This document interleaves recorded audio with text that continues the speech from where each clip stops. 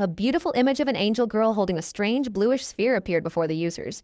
People stopped in bewilderment and only with open eyes looked in the direction of the creature. It was an unexpected event. No devices were working, the phone service was not there. People started to panic. Something very unusual was happening. The strange angel said they didn't need to be so wary, all because the demon lord had risen.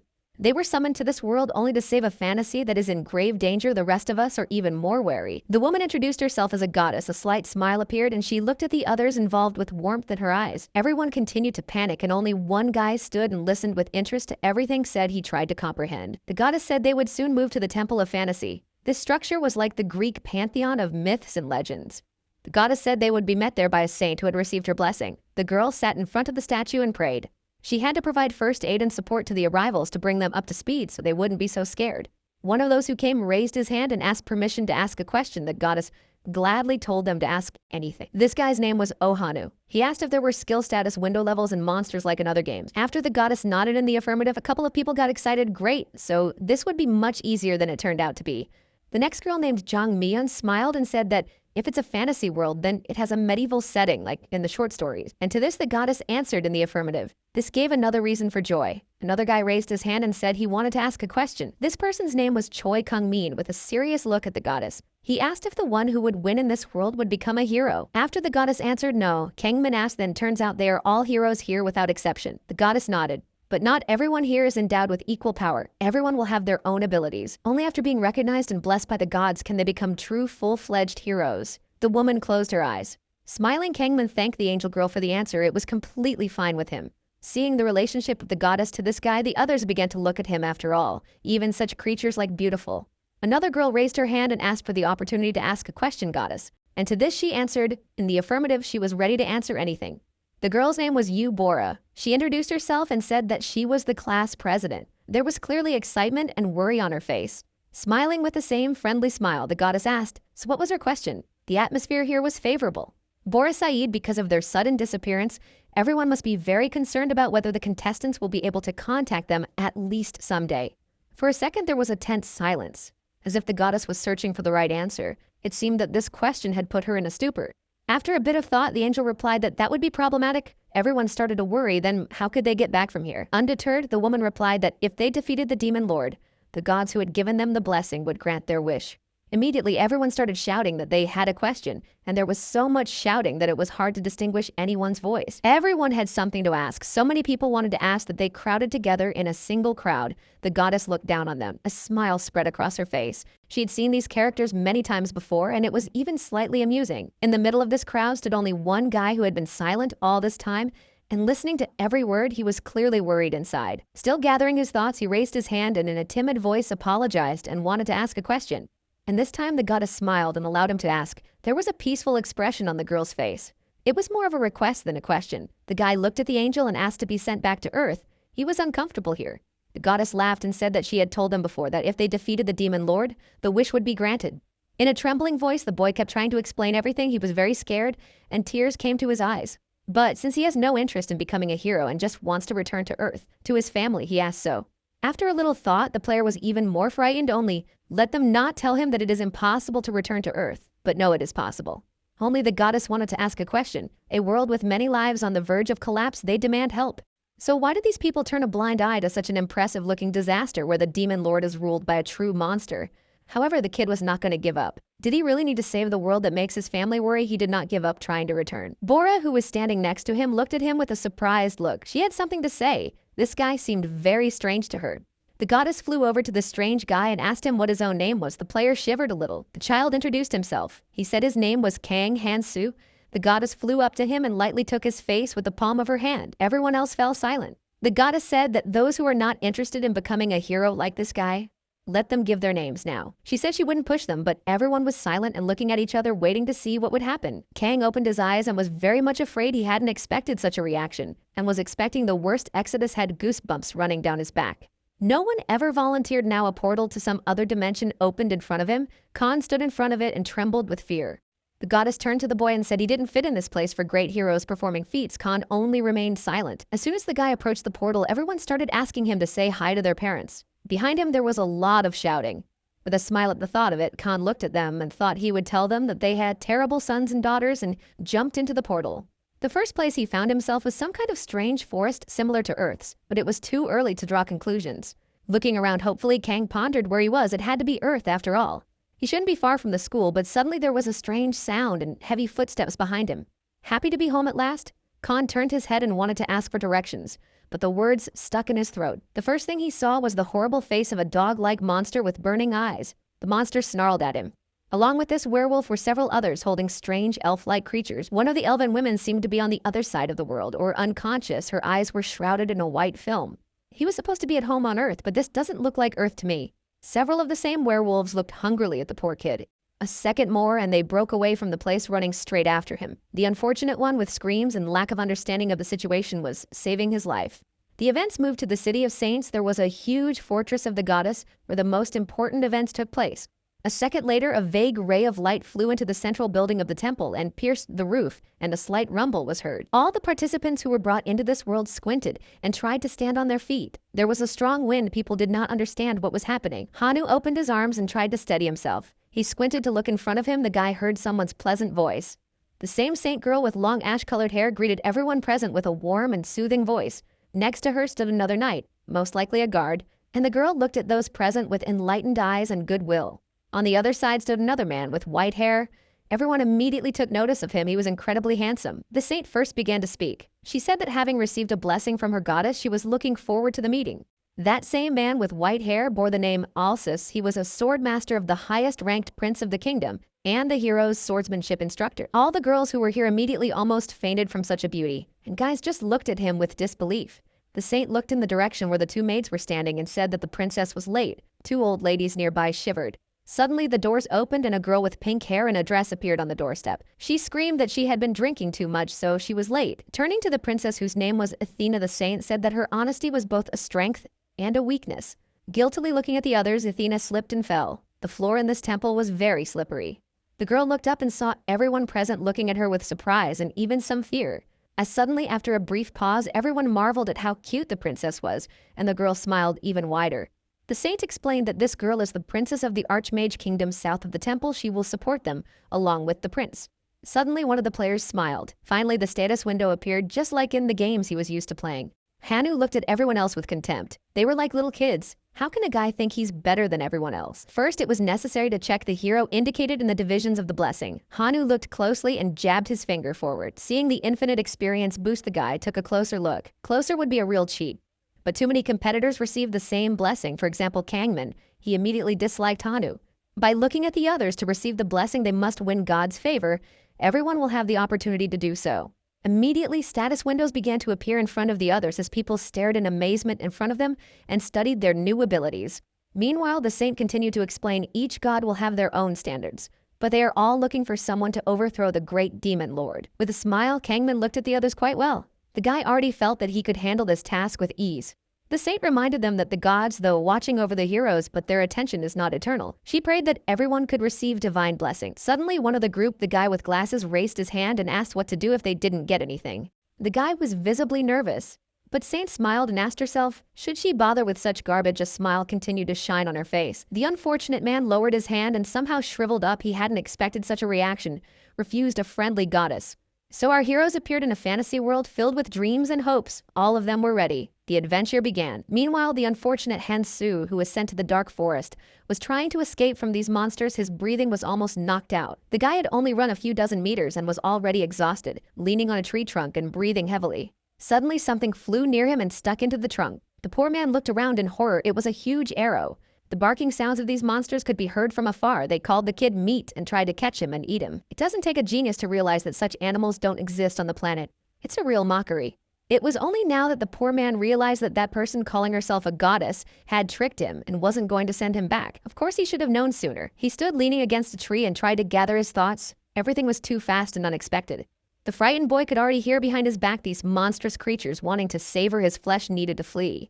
He immediately rushed onward. If this was a fantasy world, then maybe there would be some magic or something. A status window immediately appeared in front of him, and Hansu began to study his characteristics. So far, they were unimpressive to say the least. Most likely the gods did it on purpose to get rid of him as soon as possible. It was just hopeless. Hope was almost gone. The boy continued to run, and behind him he could still hear the screams of those monsters. And for a moment he thought about whether he could communicate with them. When the man approached them and asked to speak, the monsters stopped for a second and looked amongst themselves, breathing heavily. But after they kept calling him meat, Hansu realized it was just useless. He covered his ears and ran on. After a few meters, his strength had completely left him.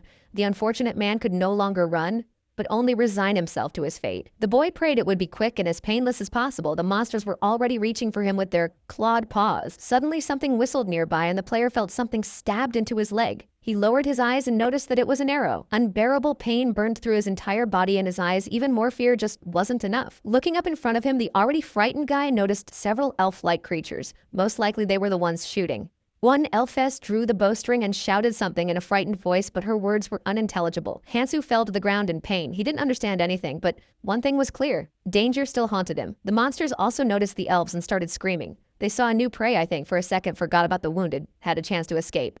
Seizing the opportunity, Hansu crawled over to the nearest tree and leaned on what he could do. Now pray to God, no, it was the goddess's fault. He held onto the arrow and tried to pull it out, but felt nothing but the pain of hell. At this moment, someone was already following him. From the side of the tree, some incomprehensible translucent hooded silhouette was already following him. Already resigned to his sad fate, the guy only thought how to accept his end faster and breathed heavily, and a certain god was peeping at him. Still sitting and watching the animal rampage, Hansu tried to think of any option to survive. He was still staring at the arrow stuck in his leg and agonized with unbearable pain and hopelessness. Instead of praying to God or trying to save his life, this man just decided to accept his demise and go to the other world. But a certain god, translucent hooded creature began peeping at the guy now in the open. He looked at what was happening with surprised eyes, although they were not visible behind his thick purple bangs. God was very interested. I don't know what he should do anymore, Hansu. Just cried bitter tears and asked at least some god to save him. Silhouette approached the boy even faster. His body reacted instinctively faster than his mind. The creature stood close and with uncomprehending eyes looked at the strange fellow who was agonizing and fighting for life with all his might. He cried and begged this god to save him in some way. He was in agony and had already lost all hope of salvation. The boy heard the creature start to mutter something about there being no other gods. Hansu fell silent. After thinking for a few seconds, the player asked, did this god-outsider creature not understand the meaning of the word? And began to think. God continued to ponder, and the player tried to explain an outsider is a term denoting people who are outside of social groups. But the player put it a little differently. He decided to spice it up, kind of lone wolf running in the wilderness. God seems to like it. Hansu exhaled a breath. No, God liked the meaning of that word well, or at least the way he heard it.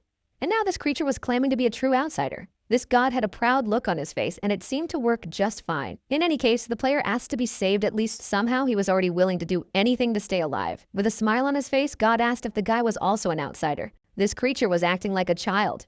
Surprised by this turn of events, Hansu didn't realize at first what he was talking about. It's not a good situation to give each other a nickname. Thinking back on his past, the player realized he only ended up that way because his classmates were horrible sons and daughters. He's definitely not an outsider. With a trembling voice, Hansu pointed his finger at himself and decided that it was better to agree with this god since his life depended on it. While the god was thinking about whether to help the guy or not, the monsters were already approaching. Eventually, the player lowered his eyes and apologized for an outsider. It's normal for an outsider to help another, but it doesn't apply to this creature since he is God. However, the creature said that all outsiders are the same. He seemed to be confused and pondered what he should do. But suddenly the ghost raised his hand and a bright green light poured out of it. It seems everything worked and the player will live. The arrow that was sticking in his leg began to glow, and the pain went away almost instantly. He felt an incredible relief in his whole body as if he had been reborn, but it was all a little strange, especially from a normal person. In his haste to get to his feet, Hansu wanted to thank God, but suddenly felt his whole body become lighter. Hiding behind a tree, the player tried to get out of sight of the monsters until they spotted him. God emphasized that she would only help an outsider. The player didn't really have any complaints, and the guy hurried away from here before the monster finally noticed him. One of the monsters kept yelling about meat. At least talking to them would be a bad idea, even when Hansu understood their words. Suddenly, a branch cracked under his feet, and the monsters heard his player run away from here, and the monsters repeated his words about the conversation. The huge jackal rushed at him and stretched his clawed paw forward a couple more centimeters, and the guy was finished. During his escape, Hansu finally realized that he had received this blessing from God after all, thanks to calling himself an outsider. By that time, the monsters were already exhausted and could not keep up with the boy who had gained strength. But the happiness was not so long. Suddenly in the back of the player flew a powerful stone, and a crack was heard. But fortunately, Hansu did not fall.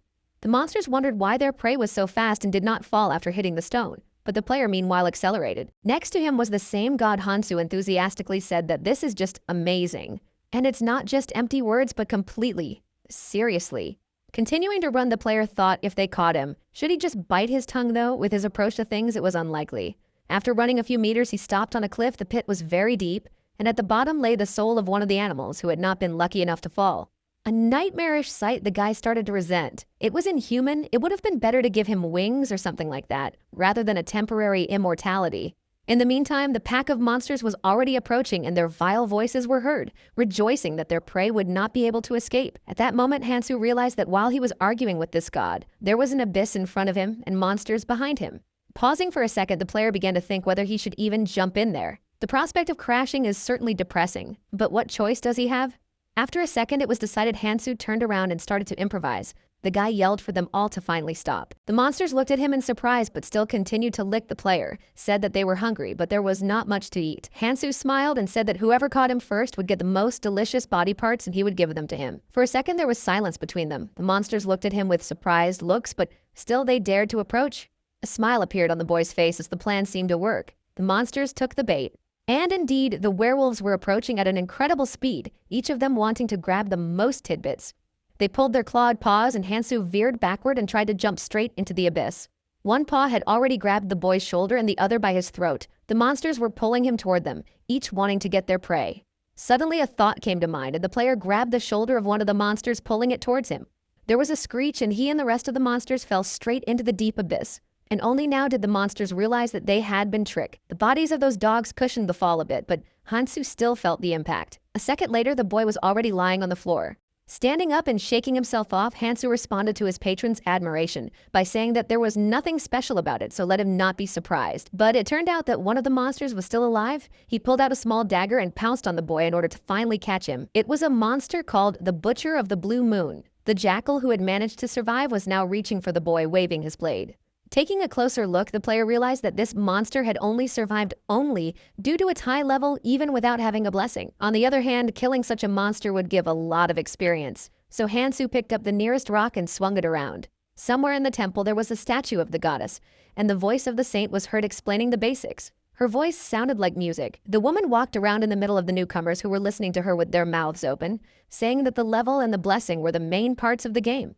While everyone was taking notes and listening attentively to the lecture, Hanu was sitting somewhere nearby and yawning. Nearby, the seated Kangman begged God to give him his blessing. He is the talented disciple who will conquer this world. Suddenly, Bora raised her hand. She asked if all this meant that the gods would watch over them all the time. Saint nodded her head. Yes, it would. Hearing that the gods would even see them go to the bathroom or wash in the shower made all the other students shiver. Seeing all this, the saint looked at the children with condemnation. Let them not judge the gods based on their crude human standards. Meanwhile, voices of deities were heard saying that for them there were no human standards, so let them ignore it. Bora Pochodka leaned somewhere to the side for her. It still seemed kind of wild for her to cover her mouth with the notepad. Suddenly, Mion said the gods would at least give their blessings to those in whom they were more interested. Seems the girl was determined. Meanwhile, the deities responded very well to such clear judgment, and Miyung smiled, happy that she was able to gain the favor of the gods so immediately. Suddenly, the girl felt something change in her chest as if a light began to develop. She received her first blessing faster than anyone else.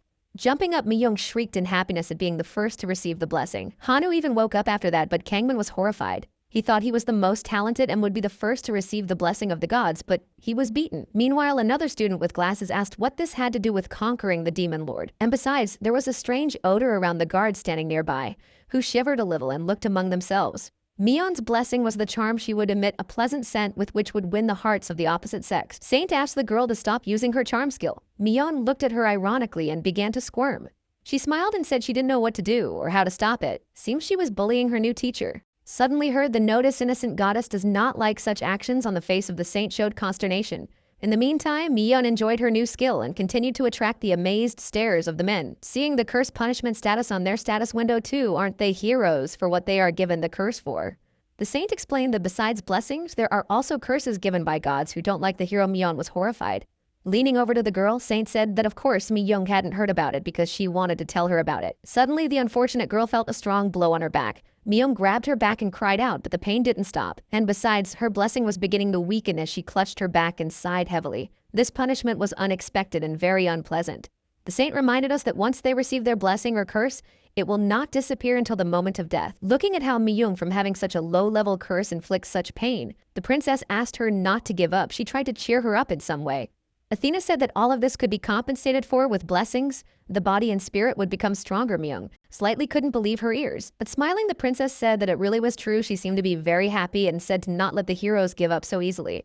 Being in the wilderness many kilometers away, Hansu wiped the blood from his face. He didn't understand why his level didn't change. He had destroyed a whole horde of strong monsters, whether it was because of the hero's curse or whether leveling up was basically hard to give was still unclear. Hansu turned to God and asked if there was any information, but Ghost asked to be called by the term outsider, and the guy corrected himself. Folding his arms on his chest, Ghost said that for now, this information he cannot tell what a useless god thought the player.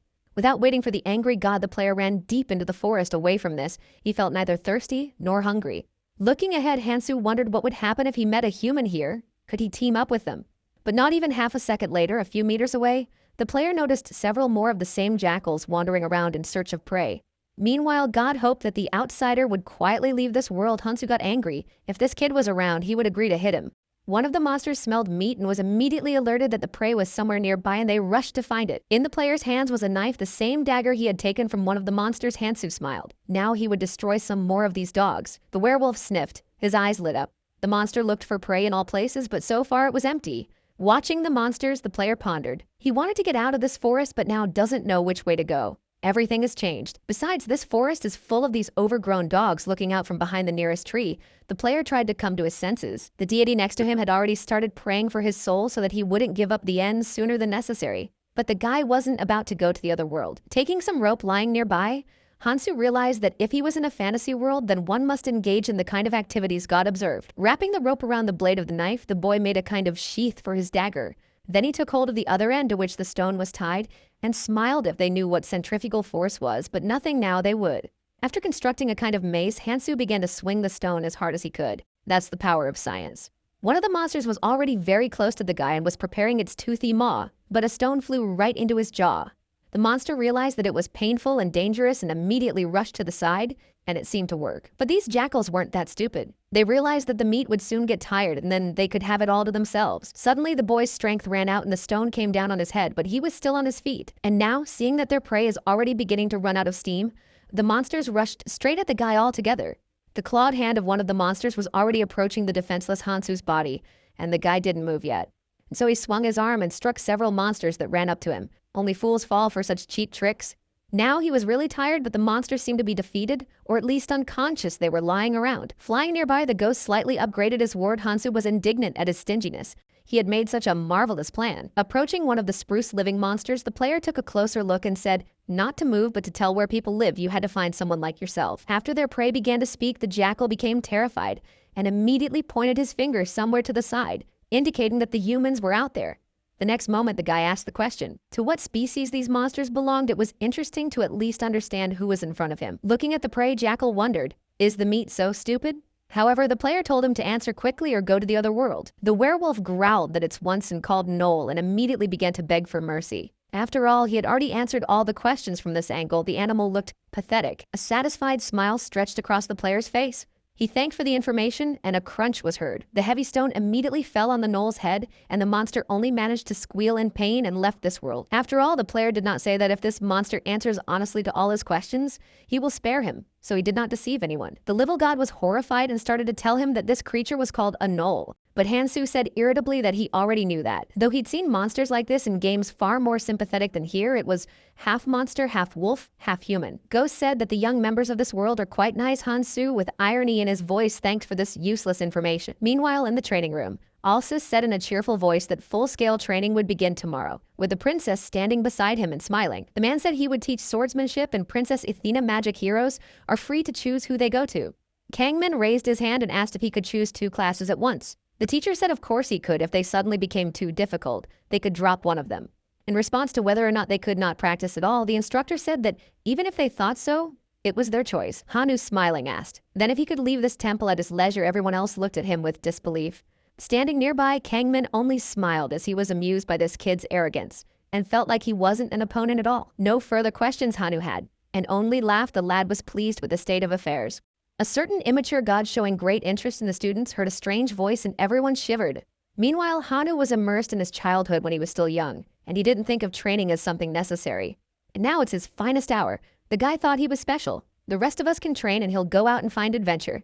A smile spread across his face and his eyes sparkled with anticipation. He was ready to conquer this fantasy world. Raising his hand in a loud voice also said that heroes who wanted to follow the swordsman's path could follow him right now. One of the students asked about magic, where they could learn it. Because the princess was not around, she had disappeared again. Smiling said she had too much to drink the night before but is a very hard worker, so she'll be here any minute.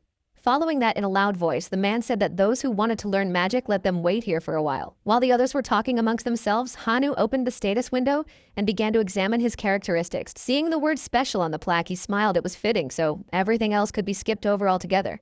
Looking at Kangmin, Hanu smiled. Let this guy think he's the best and try his best, it's still useless. Hanu himself had already left the hall and was walking down the stairs, thinking about what a bright future awaited him. The guy smiled. If useless brats like this would try hard, then perhaps they could grow to rival the protagonist. A few minutes later, he was already there. Hanu decided not to bother and come straight to the Heroes Guild for the assignment. It was here that the right order could be found. Everywhere other mercenaries were sitting around, and voices could be heard. Standing near the wall were two men with blue hair and a girl with purple hair. They didn't look very friendly. At the registration window, Hannah was met by a friendly girl with glasses. She asked him what brought him to the mercenary guild. She had a bright smile on her face.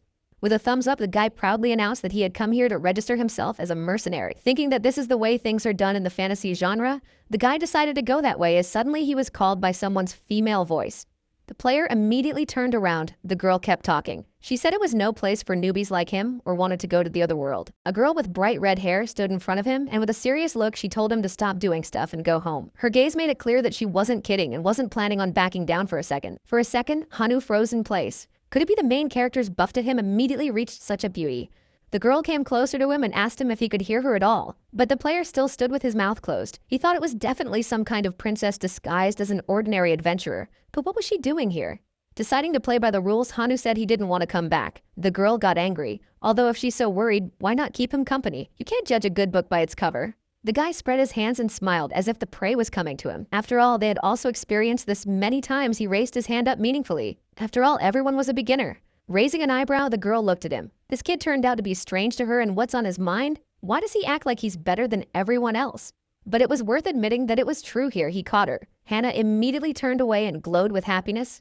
He really is special in this world. He turned back and clammed up and said he couldn't tell you everything at once, but he was special. The girl was surprised. Meanwhile, the player blushed. He thought he was the hero who could save this world, the protagonist. Meanwhile, his deity laughed. Turning back, the girl asked, "What are the abilities of the chosen ones?" Hanu laughed. "They will soon find out for themselves." And the girl at the front desk just looked at him and smiled her friendly smile. She didn't understand anything. The monster who was lying in the clearing was breathing heavily, saying that the village was far away and the meat needed to get out of here.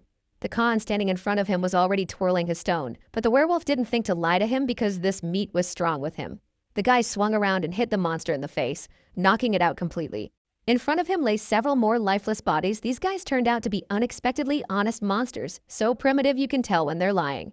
The human village should have been to the west. The player looked closer. He confirmed it by destroying a bunch of monsters. His desperate scramble had turned into something like a hunt. Suddenly, Kang realized that he had become a skilled hunter as well.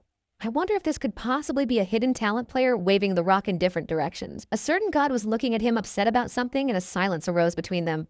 The player looked at his body. Although he had received many wounds, he had still learned how to hunt, and all thanks to the blessing of an outsider. Spreading his arms, the guy prepared to face the world. He had not yet lost his mind, even after he had suffered so many grievous wounds. A certain god began to grumble. He was expressing his displeasure. His ward seemed to be a mere braggart. Looking at him, Kang asked, does he really want him to go to the other world or what?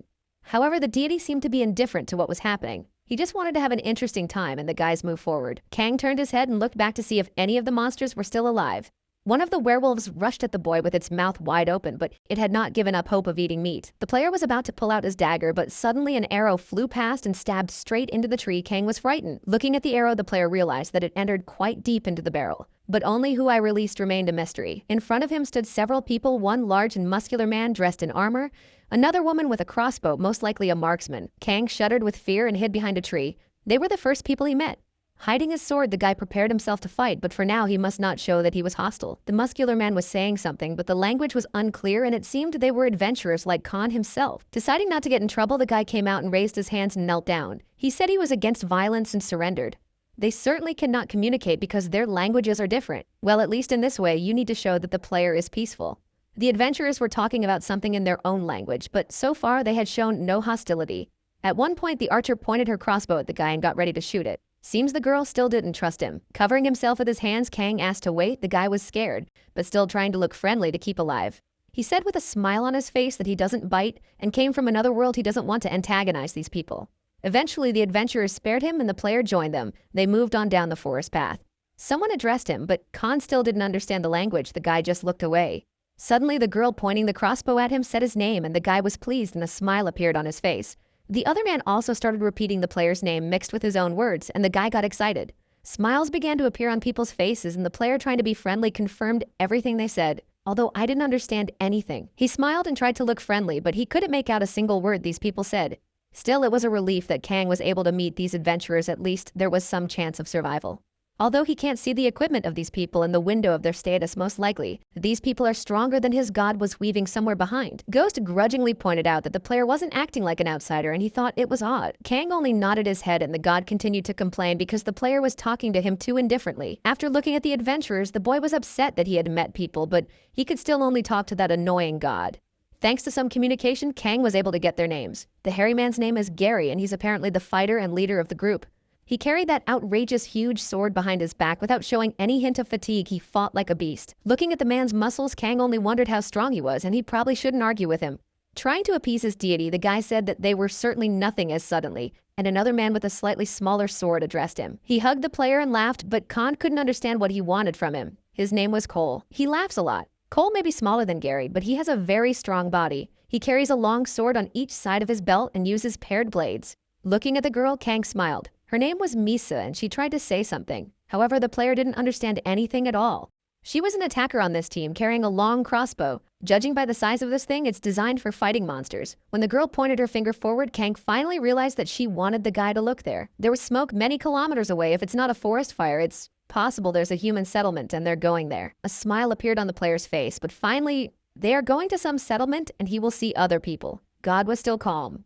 With a disgruntled look, he noticed that Kang wasn't acting like an outsider. However, the guy didn't notice it and just smiled. The player decided to just pretend that they got along after all. Just need to get out of this forest and that's it. They stood with Cole and looked off into the distance. Suddenly, there was a crackling sound. The whole team tensed up and prepared for battle. Most likely, it was some kind of monster that had found them by trail and scent.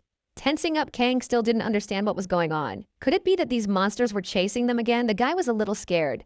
In a second, if the court showed a whole pack of those monstrous dogs, did they still chase him? The monsters wanted meat as soon as possible. The entire team of adventurers prepared their weapons, and their faces showed that it was not the first time they had faced such a horde of monsters. Someone addressed the player by name. A smile showed on the guy's face at how many of these monsters there are here. The rest of the team moved on, leaving Kana puzzled, seeming to want to fight more than the player himself. Cole, along with Gary, rushed forward. The men scattered the werewolves in different directions, although it was hard. When Cole rushed right at the monsters they scattered, the dogs were pretty damn smart for monsters. The men began to slowly tire the monsters, surrounded them on both sides. They were ready to attack their prey at any moment. The dogs were about to lunge at them, but suddenly one of them was hit in the eye by a crossbow arrow, and Misa seemed to have gotten there just in time. The girl stood nearby and covered the monsters with a hail of arrows. Kang stood nearby and just watched her actions. She was an accomplished marksman, so with her easy movements, she hit right on target. It seemed like a normal walk for her. Suddenly, someone approached her, the girl holding an arrow in her mouth. Didn't have time to load the crossbow, returned with frightened eyes. One of those monsters was already flying at her from behind. Misa wouldn't have time to move aside. She just froze in place, unable to react. Cole shouted something. The man couldn't come to his friend's aid, and he was already being attacked by one of the werewolves. Luckily, Kang reacted in time to slay the monster with a light stroke of his dagger, and a squeal and crunch was heard. In front of the boy appeared to notice that God feels uncomfortable. However, now was not the time. The player approached closer to the monster. The werewolf looked at his small prey with a fierce red gaze, a scar appearing on his face. While the player was trying to convince his patron that he was human after all, the werewolf was already pulling at him. At the last moment, he saw that he was in danger and moved forward with incredible speed. The guy had already prepared his dagger to strike. One blow and the huge werewolf is already lying on the ground motionless. The player handled it without much difficulty. That's right, King. That's right. They're only gathering around him because he's level 1. That's their mistake. Meanwhile, Gary and Cole had finished dealing with the rest of the monsters and stood leaning on their weapons, breathing heavily. The men looked back with surprised looks. They didn't expect this newcomer to be able to handle these monsters. Looking at his saviors, Kang said that if it wasn't for them, he would have been finished long ago and was glad he had survived. But to his misfortune, he noticed that his companions were no longer so friendly. They pointed their weapons at him. Misa, whom the player had so recently covered, also pointed her crossbow at him and hummed something to herself under her nose, as if she didn't want to listen to him. The arrow whizzed by with incredible speed and stabbed right into Kanu's chest. The guy felt incredible pain all over his body, but still didn't understand why. He fell to the ground, thrown off by the recoil, and the rest of the mercenaries just stared at him and talked in their own language. The dark shroud forgot the guy's eyes, and the three mercenaries just stared at him idly and didn't say a word. Looking at his friend, Cole praised Misa for a good job, or else because of those monsters, their plan would have failed. The girl said it was for the best. On the player, Misa said that thanks to the monsters, they were able to figure out how dangerous this guy was, which turned out to be pretty bad. Shivering Big Gary said it would be dangerous if they stuck to the original plan. Who knows what could happen. They were a little offended for a second, but it couldn't be helped. After all, this world is a violent place and you have to be careful. This guy would hardly volunteer to be sold into slavery. Meanwhile, Kang lay unmoving. Gary offered to at least take the guy's dagger, but Cole said it was probably not worth anything. However, the big guy didn't stop. Perhaps this item is worth more than they think at first glance, worth checking out. Cole and Misa glanced at each other and sighed heavily, but his comrades would not change his mind. He had always had such a temper. And besides, the decorations on this dagger looked like the family crest of the elves. Cole was already interested and came closer to the lifeless guy. He leaned closer and looked at the mercenary's face in surprise, but look at this guy. Even going to the other world did not let go of your weapon. The mercenary smiled and chuckled at the hapless newcomer. Standing behind Misa shouted to her companion to be careful. Perhaps this man is still alive. Who knows what he is up to? However, the man didn't even think of listening to her. He drew his long blade and already raised it up to strike the final blow. Cole was about to finish it, but suddenly he felt something strange. He looked closer and a look of fear appeared on his face. A second later, the unfortunate mercenary felt a sharp object in his throat. It was the blade of the very dagger he wanted to take. Misa and Gary, who were standing behind them, were horrified that their comrade had miscalculated and was now in danger of taking a very dangerous turn. The same newcomer who a moment ago had been lying motionless was now on his feet and holding their comrade.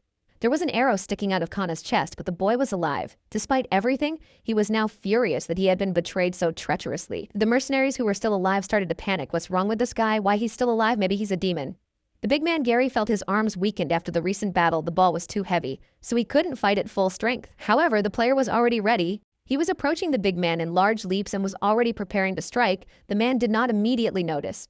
The hero's eyes lit up with excessive energy. Kang was furious and wanted to massacre the others instantly. The first blow and the man was struck down. A second later, another arrow stabbed into his chest. However, the guy survived. The blow was not critical. Now Misa didn't understand what the man was talking about, but the player pulled the arrow out of his chest and smiled like a madman. The girl stood in front of him and forgot how to breathe from fear. She just held her heavy crossbow with shaking hands. The player spoke in a language she did not understand. The girl heard only her name. Her eyes reflected fear, real animals' terror. She cried. I said she was sorry. The mercenary begged to be spared. She wanted to live. At that moment, she realized she had made a terrible mistake. Looking at her with mad eyes, Kang didn't even seem to think about sparing her. Only lifeless fury was in his chest. A smile twitched on Misa's face, and she didn't know what the man was talking about. But it was clear that nothing good could be expected from his actions. After a few seconds, everything was over and the player was already trying on the archer's outfit, which turned out to be quite uncomfortable. God seemed to be very happy. However, the player said that it is not a hobby, it is a necessity to survive in this harsh world. Only this girl was the right size for him. The armor of those two guys was too heavy and ugly, so not an option. Perhaps it was worth taking this bow with him. Yikong even picked it up in his hands after looking at the ghost flying beside him. He thought about why on earth these people had decided to attack him, but at the last second he managed to look at the status window. God ignored all the guy's questions and asked what would happen next. Khan replied that he wanted to go to the village and find out more. In the hands of the player held a weighty bag of coins here, and the money turned out to get rich. Now you cannot worry. Meanwhile, in the training room, the princess was telling the other students about magic. It was their first class and the students listened attentively.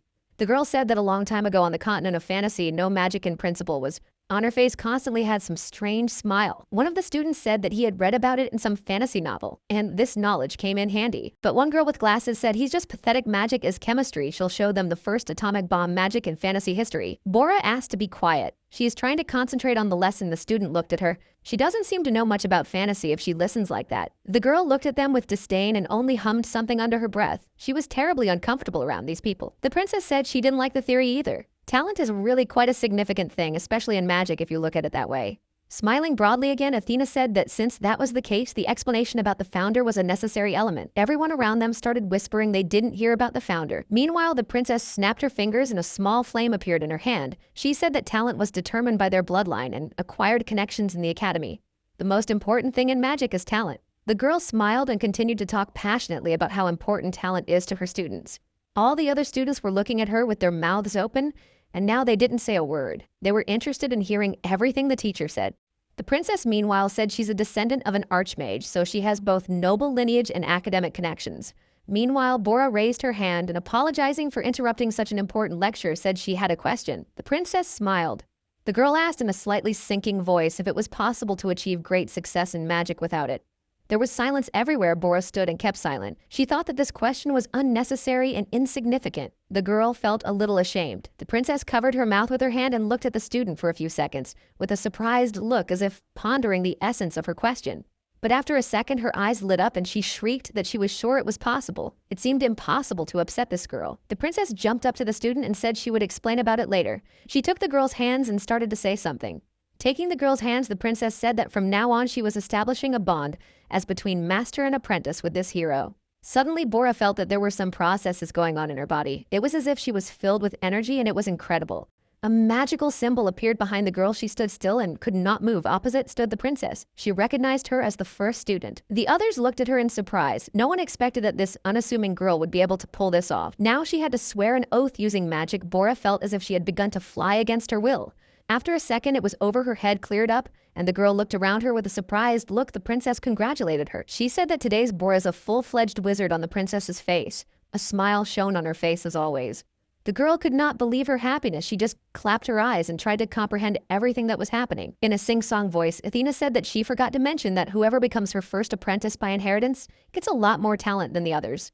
Looking at her status window, the girl said that as soon as the princess declared her an apprentice, then a blessing appeared. It was a talent. The teacher asked the student now. She understood why talent was so important for a second. The girl thought for a second and nodded her head. Smiling, the princess closed her eyes and said she would then return to the first question, and the lecture continued. She put her hand out in front of her and on it again lit that same playful firelight. It was practical magic. The founder who created magic left behind her blessings to make it easier for her descendants and future student. The princess raised her hand up and the fire began to flare up and turned into a real bonfire. The sight was truly breathtaking. All around opened their mouths in surprise, and the princess continued to show. Bora stood next to her and flapped her eyes, still not realizing her happiness. The princess spread her arms and prepared to show another spell. It was white magic. In one hand, she lit up a firelight, and in the other, some purple crystal. The princess frowned and intensified her magic. The same purple fire began as if to corrode the clothes on the princess's arm. A crackling sound was heard. All the other students were horrified. They didn't expect magic to be able to do something like this, and a chill ran down their spine.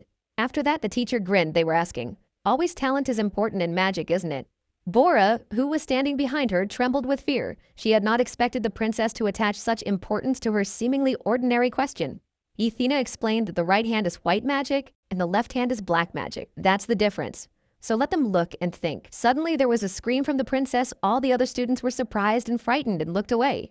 "Where did you come from?" The older governess and started to find the princess by the cheek. She reminded that she was forbidden to use black magic. Falling to the ground, the unfortunate girl said she only did it to make it easier for the heroes to understand. The assistant frowned. She said she would report to the queen. Her face expressing nothing but condemnation and severity. The woman was very disappointed. The princess sniffed her nose and asked not to say anything to the queen, next to the healer who had already appeared to treat her arm. In a trembling voice, Bora said she was sorry she shouldn't have asked that question. However, the princess assured that it was okay. Smiling, she said in a happy voice that she was just glad that the students now understood the difference between white and black magic. The students whispered. They asked, "What is black magic? What is some evil force?" Or as the princess explained, black magic is a force of nature. Meanwhile, he had already reached the nearest settlement and was trying to talk to the guards who could not understand him. The guard tried to say something. However, Kang didn't understand anything either. The man raised his eyes upwards. However, the player finally realized what they wanted from him and handed the guard a few silver coins, which seemed to be the end of their conversation. Going inside, the guy saw that there were quite a lot of armed people walking around the city as in the middle of a forest with monsters. The guy's gaze fell on a sign with a picture of an elf sitting in a bathtub holding a beer glass in his hand, which seemed to be the establishment they were talking about. He had managed to get a small room, and now Kang was washing his face and wiping his face with a towel. He finally managed to get a shower. Now the player looked at least a little better, and the god meanwhile was feeling some discomfort. Khan smiled. The guy was sitting in a large basin and taking a bath. He was also uncomfortable, and he decided to ask what sex this deity was. Kang looked at his hand and saw a bloodstain that wouldn't come off no matter how hard he tried. Noticing his patron's concern, the player asked what was wrong. However, God said it was a secret and hid it in his heart. Suddenly, Kang heard some strange voices. He was suddenly able to understand the speech of several people, most likely standing outside the door. Not wanting his bathing procedures to be interrupted, the player asked to wait a little longer. He is still taking a shower. Hearing the approval, he got up and started to get dressed. It wasn't worth keeping these strange people waiting. The man he can communicate with is standing just outside the door. Kang took up his dagger and prepared to fight back just in case. The player thought that the one behind the door was not really a person, but a representative of a hostile race guy prepared. For a second, by the weight of the silence, the player stood on full alert if something happens to have to fight back. Recent events immediately came to mind. Perhaps it was one of those werewolves, or perhaps demons. In any case, worth checking out. Walking a few steps to the door, Khan knocked and tried to pull himself together. The guy wanted to open the door. Pulling back the latch, the player sat down on the nearest couch and asked to come in, saying he was ready. The doors creaked open, a polite voice apologized for the intrusion, and the visitor stepped inside. It was a strange-looking man with long gray hair and a slightly sad, heavy look. He walked forward. The first to speak was Kong. He asked what was wrong, and the man told the boy not to worry. He was the headman of the village. Explaining that he had received notice of a strange trip himself, he decided to ascertain what these alien pages speaking a foreign language were. The player looked more closely and became wary of the strange man who looked too young to be old, perhaps just disguised. Yes, and besides, as expected, he can see the player's status window. Somehow uncomfortable the guy felt at this point. Hearing that the status window could be hidden, Kang was very surprised, and the headman asked, "Doesn't the guy know anything? He is here for the first time." Leaning over, the man said that he thought he would see an elf sneaking in unnoticed, but apparently this man came from far away. The man explained that due to the greed of the elves, the gnolls had started attacking this village coming out of their hiding places, and many of them lost their relatives and friends. This village was built by those very victims, one of whom was this headman. During this conversation, the deity looked very upset. The ghost was ready to burst into tears on the spot, barely holding back. The headman politely asked, "Can he ask one question before the strange traveler leaves?" Kang nodded his head. Pulling a small bottle out of his pocket, the man showed it to the light. It was a vial of some kind of potion. He hesitated and said, "It's been hours since he slipped the paralytic, so why is the guy still on his feet?" It was after this phrase that everything became clear. Kang jumped up from his seat and rushed at the headman, snatching a dagger from under his pillow. But no sooner had he gotten closer than suddenly his body really was numb. He was paralyzed, only it wasn't the effect of the potion. Hiding the bottle behind his back, the headman said that dark elves have a high coefficient of resistance to such poison, and he hid it on purpose. Taking the dagger, the headman looked at him and smiled. He told the guy to just give up here. It wasn't his fault. He was just unlucky. The deity next to him said that he tried to warn his ward. However, Kang didn't listen. Only now the boy realized where he was going. After a few minutes, the player was already in a dungeon in some basement and was chained with strong shackles.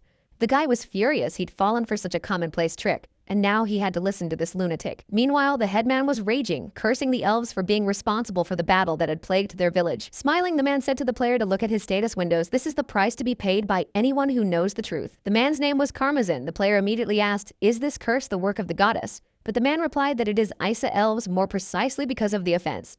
Trying to smooth things over, the guy said that he did not belong to the race of elves. There was a monstrous mistake. Everything is not as he thinks. In a second, a sharp dagger was near the player's face, frozen all in a few centimeters. On the back of the guy ran goosebumps. Looking at him with a monstrous look, Karmazin said he hadn't really planned to tell the man so much. The man was getting furious. The man said that when he saw the dagger and the player, he changed his mind and immediately asked where the guy got it. Kang, while he pondered, he wondered if he should tell that weird psycho what had happened. He wasn't stupid enough on the other side to give away all the secrets right away. Yes, and behind this man's back were two bound elves. Need to survive at all costs. Player looked at the point of the dagger and prepared to need to find some way out of here. He smiled and said that this dagger was inherited from an elf he destroyed after he shot him for no reason. When the madman learned this, he was upset that it was now more and more difficult for him to destroy this imposter. Kang then asked to be spared. Turning away, Karmazin said, "It's a real shame he's a mage without a magical blessing." But the player didn't quite understand what he was talking about. The man wondered. The guy explained that it was all because he was an outsider. He didn't have a man or god who could kindly explain it. Karmazin didn't seem to really understand the meaning of the word either, and the player hurriedly explained that he was a lone wolf. Taking in his face, Warlock said it was a cool word, but now the guy wouldn't be able to wander the wildland, Khan wondered. The deity has already managed to bury his ward. The guy came to a rage. Why does everyone act like this? Does he really have to go to the other world? With a wave of his hand, the sorcerer lit a few candles and a few green lights immediately flared up. One of the elves fell to the ground with a thud and immediately listened to his pitiful moaning. His entire body was bandaged. Walking over to him, Karmazin put his foot on him and pressed the elf mule. His mouth was gagged. The sorcerer held up a candle and kept stepping on the elf's body, saying that he was a dark mage, and the elf must sacrifice himself to continue his life. The sorcerer slowly came to rage. He said that his life was shortened, but he could continue his fight forever, prolonging the lives of the victims. And as a reward for the destruction of the royal elf, the sorcerer promised that the guy would go to the other world quickly and painlessly. The player smiled with irony in his voice and thanked him for such generosity. But of course he didn't plan to leave this world yet. Kang was sure that he could find a way out of this situation. He just had to try and think. As soon as the player approached him, the headman looked at him and said that if Kang was going to beg him, it was useless. However, the player shook his head. Of course he was not going to beg but to forgive. Khan smiled and looked at his tormentor.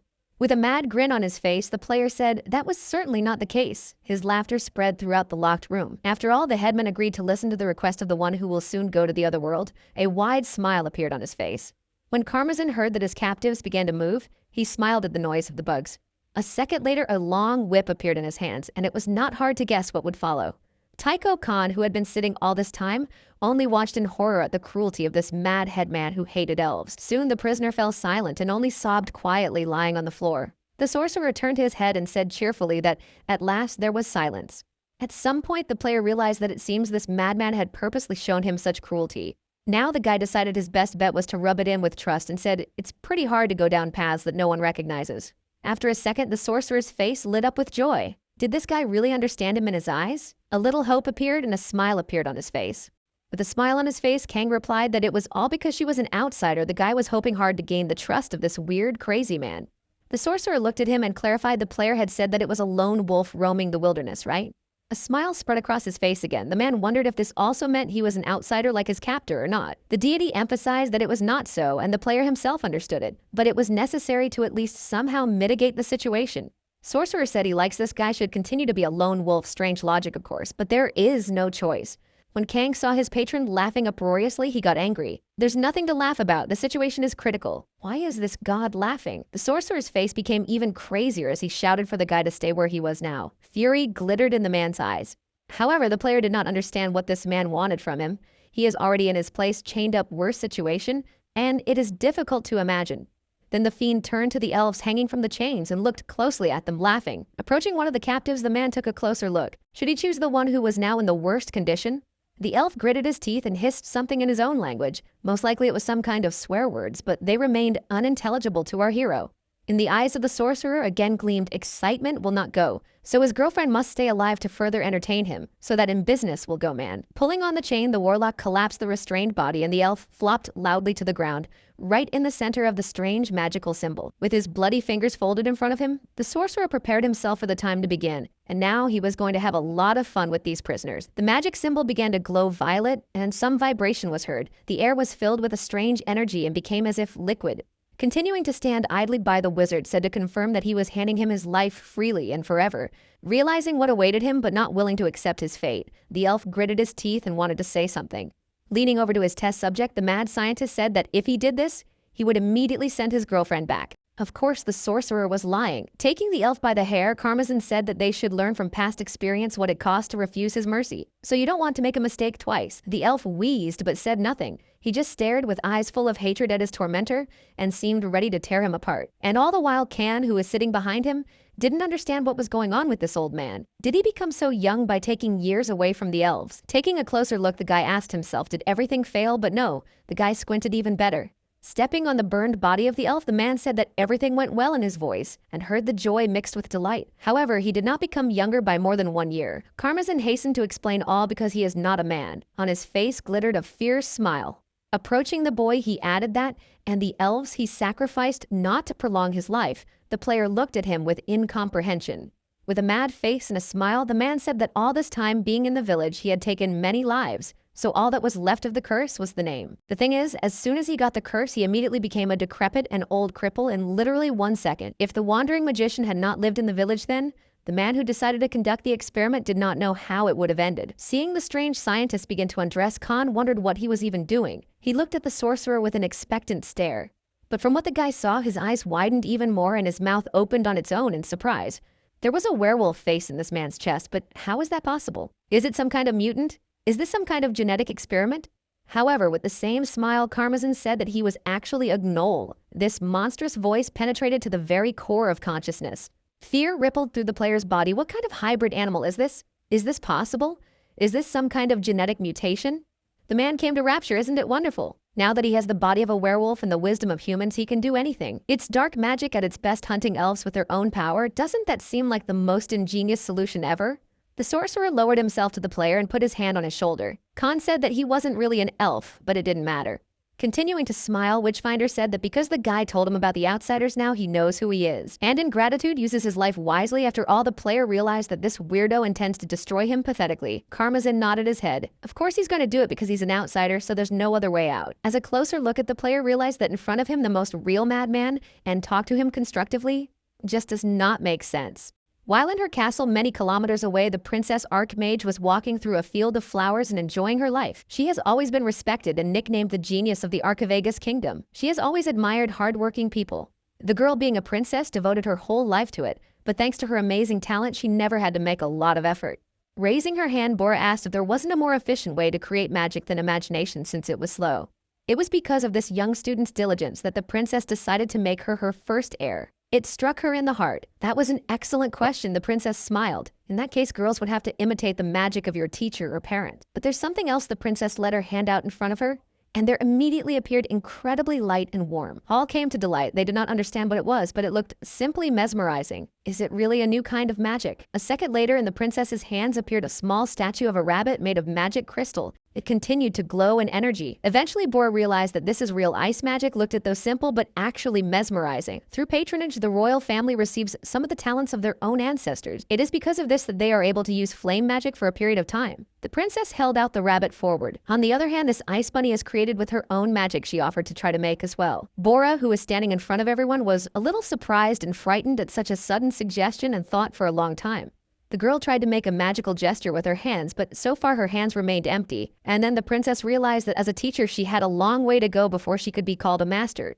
When her own skill increases, her young apprentice will also be able to use this magic, the princess smiled. Confused, Bora thanked the princess for her detailed explanation, but she didn't really understand anything. Suddenly, a voice was heard from the crowd. Someone most likely wanted to ask another question. The princess looked up with wide eyes. It was Myung. She asked embarrassedly about someone who didn't have blessings like her. Following the girl, everyone began to raise their hands. Many of them also didn't have a blessing and wanted to learn magic too. Seeing the princess's reaction, everyone else was a little startled and hushed. A small whisper crept through the rows. However, the idea came to the princess's mind rather quickly. She said to then come up with who would be her second apprentice, that's all. All the others fell silent. They thought it was a great honor, but in the end, the princess behaves extremely inconsiderate. And then each of the students started begging the princess to make him her second apprentice. Everyone in unison began to plead with the princess because of one single phrase. The union collapsed. It was like a sand fortress that crumbled literally at the touch of a button, and all the students began to feud with each other. And only little Bora stood looking around. The princess said they should tell her when they decided. The girl looked at the princess and asked, did she do it on purpose so the students would just get behind her? With a surprised look on her face, Atena asked the girl what she meant, as if she didn't know what she was talking about. So they settled on the ice bunny's own magic can only be created through endless trial and error. Hearing the student's question about black magic, the princess stumbled a bit on the spot. She didn't expect such a thing. Bora noticed it too and looked at the teacher in surprise. She thought she had done something wrong again. The princess looked in front of her with a slightly disappointed look and sadly said that black magic was different from white magic. Her voice trembled slightly. And at this time, being in the underground laboratory of the madmen, Kang saw the result of black magic with his own eyes. Now Vaughn was already standing in the middle of a magical symbol and was to be sacrificed in the name of crazy ideas. Even at a time like this, the scientist turned to his buddy. The guy looked in front of him and breathed heavily. The sorcerer reached forward and asked for confirmation that the player bequeaths his life to him as a legacy.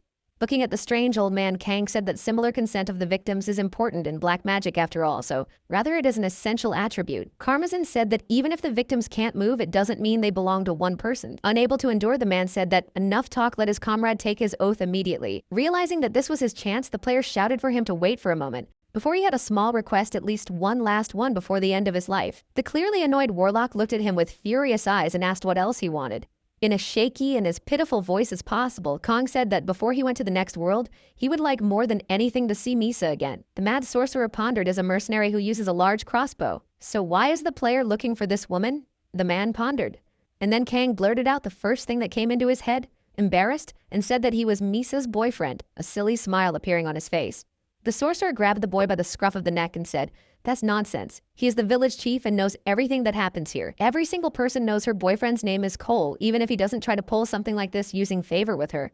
The player's plan failed. He thought he was just a normal crazy person, but it looks like he's fulfilling his duties as headman. However, the headman asked, does Kong want to say that he is now her boyfriend? And where is the evidence? The player stood in front of him and has been silent so far. However, Khan had something in store, he said, to let the headman sniff it, and he'd know right away. The man had done all that was required of him, and indeed, this stranger smelled like a girl, but it was still a pity for him. If the mercenary goes missing, her comrades will definitely suspect something wrong, and it will be very unfortunate. Smiled, the guy said he understood everything. The player looked at the strange madman and bided his time. The player had another wish if he survived this experiment, then let the scientists release him. Sorcerer was surprised. After all, he couldn't think of anything. But still he agreed then. Yi Kong promised that everything would happen anyway, as the sorcerer wished. Well, the deal was done. The man folded his fingers in front of him, and in his eyes the madness glittered again. He was ready to perform his experiment. He felt something start to happen to his body, a vibration and then a powerful pulse. Thank you, it's like a lightning bolt went through my body. Damn village headman, he said it would be painless. Just in case, the headman said goodbye to the boy and said he'd tell her he'd gone far away, but the boy smiled it would be slightly wrong. Hearing that in fact Misa had actually left first, the headman was surprised and raised an eyebrow at what this man meant. However, Kang was already preparing his powerful blow, his fist clenched, and the guy threw himself straight at his tormentor with his last strength. There was a slapping sound of a blow. The man who had not expected anything like this could not take it with dignity, and his head toppled over. The sorcerer became furious this brat dared to hit him, and yet he was even favorable to him. However, the player prepared, and only now the madman realized that he had been tricked. Wiping his face from the drops of blood, the man looked at his victim with rage. After that, the player became furious. It was his line as well as his words about a painless demise. It was painful after all. With a wave of his hand, Kang said that because of something like this, even his best friend turned worst enemy. The guy was humoring as much as he could.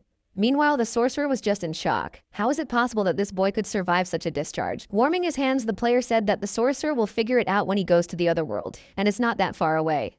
The thing was, it was a non-lethal blow, and the blessing of an outsider restored him completely. Now alive and well, Kang stood right in front of the distraught mage who understood nothing. However, with his last strength, the headman tried to convince himself that it was just a coincidence this newcomer had survived due to luck. At the same moment, the player reminded the sorcerer of his promise. He had said he would let him go if he survived, so a deal is worth more than money. It was time to hold up his end of the bargain. He reached for the dagger lying somewhere nearby on the table. It was time to call it a day. Taking his weapon back, he thought to himself, I need to deal with this sorcerer before he does more horrible things. Looking to the side, the guy saw that there were a few elves sitting there bound hand and foot. And there was his prize. The player grasped his dagger tighter and swung to strike. The elves shrank back. There was a cracking sound and the shackles on one elf's arm snapped in half and she was free. The girl didn't understand anything yet. She just stared at herself in surprise. She didn't believe that this strange stranger would release her like that. But now there is a witness. Player came up to her and took her by the hand. The elf did not understand anything yet but gave in. She looks like she has no strength. So Kang, in one deft movement, hefted the uncomprehending girl onto his shoulder. She was shouting something in her own incomprehensible language, but the guy didn't hear anything, or pretended it was time to get the hell out of here. Pushing off the ground with an unprecedented force, with tremendous speed, the player ran straight to the exit before the door was only a few meters away. The sorcerer, who had come to his senses, shouted at them. Where are they going? The man had not expected anything like this from the strange boy. He shouted that this should not be done. However, the player was already running towards the exit of this strange laboratory. Kang turned around and asked in a sarcastic voice. The headman had not forgotten his promise. As Karmazin watched him, he was furious at the promise he had made to let him live, but he seemed to have changed his mind. That promise could be revoked if he let go of the length of life he had taken in the man's hand. Concentrated energy. Energy tentacles reached for the boy and several of them grabbed his legs. The player felt he couldn't run. So it wasn't a bluff. Khan realized it too late. And now he was trapped. The sorcerer was much stronger. In a sad voice, the wizard said that he was quite disappointed in his new companion and would have to give up the idea of destroying him painlessly. The man wanted to say something else, but suddenly he coughed and felt a strange pain in his chest. Blood spurted from his mouth. Sorcerer didn't understand what was happening or why he felt such intense pain inside his body. Suddenly, something began to change. The energy literally overwhelmed him, and the man began to scream in pain. He was no longer in control of himself. Looking at him, the player ironically asked what had happened to him. All this time, he had been holding the Elphys on his shoulder. The power left the man, and the sorcerer fell to his knees, unable to move a finger anymore. Looking in front of him, Karmazin couldn't believe what he was seeing. No human would remain unharmed after he stole so much life force. He shouted and wanted to know what was this guy's real identity. His face began to rapidly cover with wrinkles. He was aging before his eyes. When the player started talking, the spirit became abusive because his charge was behaving too defiantly well. He made a decision. Swinging the dagger in front of him, said that he was the apostle of the outsider. A smile shone on the guy's face. At this time, the deity was just burning with shame, and the player was glad they were happy it was time to end it. Putting aside the thought that he would get a lot of experience for being an elder, The player said that he needed to focus on escaping from here. Hearing the man's voice change, Kang stopped for a second and looked back. Something began to change. The very head of the werewolf began to speak in a barking voice. He promised to eat that meat for ruining his own dream. The sorcerer's entire body began to change, his skin drying out and turning a crimson hue, his eyes a white film. Suddenly, the mad warlock regained the ability to move and immediately lunged at the boy, who was not expecting anything like this and had to leave. Literally a few centimeters away from the player's body, a clawed paw swept by, barely reaching him at the last moment. The monster's voice sounded as if from afar. Grabbing his shoulder in advance, the player sat on his knees, dropping the elf on the ground. He went on to say, "The thing is, this power is called the Gnoll Blade. There's no trace of the man anymore. Karmazin has lost his identity." Crouching down on one knee, Kang grasped his wound on his chest. Was a deep cut, but the guy was still alive. After he started talking, the dog was surprised and looked at his former victim. It turned out that the guy was alive and well, and the wounds healed in just a second, although it was quite painful and risky. The sorcerer was furious. He had already spent all his strength and could no longer resist. His body weakened. A second later, Khan appeared behind him and was already preparing his blade for the final finishing blow. The sorcerer wanted to say something else. He moved forward, but someone was holding him by the leg, and the man put his head down, and there was the elf woman. He was about to hit her, but a player appeared behind him who was already preparing a dagger, with only a few seconds left before the final blow. Enraged, the warlock shouted at the elfess, but missed the fact that a sharp blade was already flying at him from the side. The pixie sitting behind her stared with frightened eyes in front of her, but it wasn't enough. There was one more head left. Raising his blade above him, Khan prepared to finish what he had started. The dog's head screamed with hopelessness and rage. Tears appeared on the monster's face as he said goodbye to his daughter and apologized to her for her daddy's failure to avenge her. At last, the player wished him to rest in peace and cut short his life. The lifeless body of the sorcerer sank to the ground. Kang then slung his dagger on his shoulder and decided where he would head back to. But first, he needed to free someone. He had cut the bindings on the elves' arms and legs, and now they were helping to free the others, all of whom were alive and well.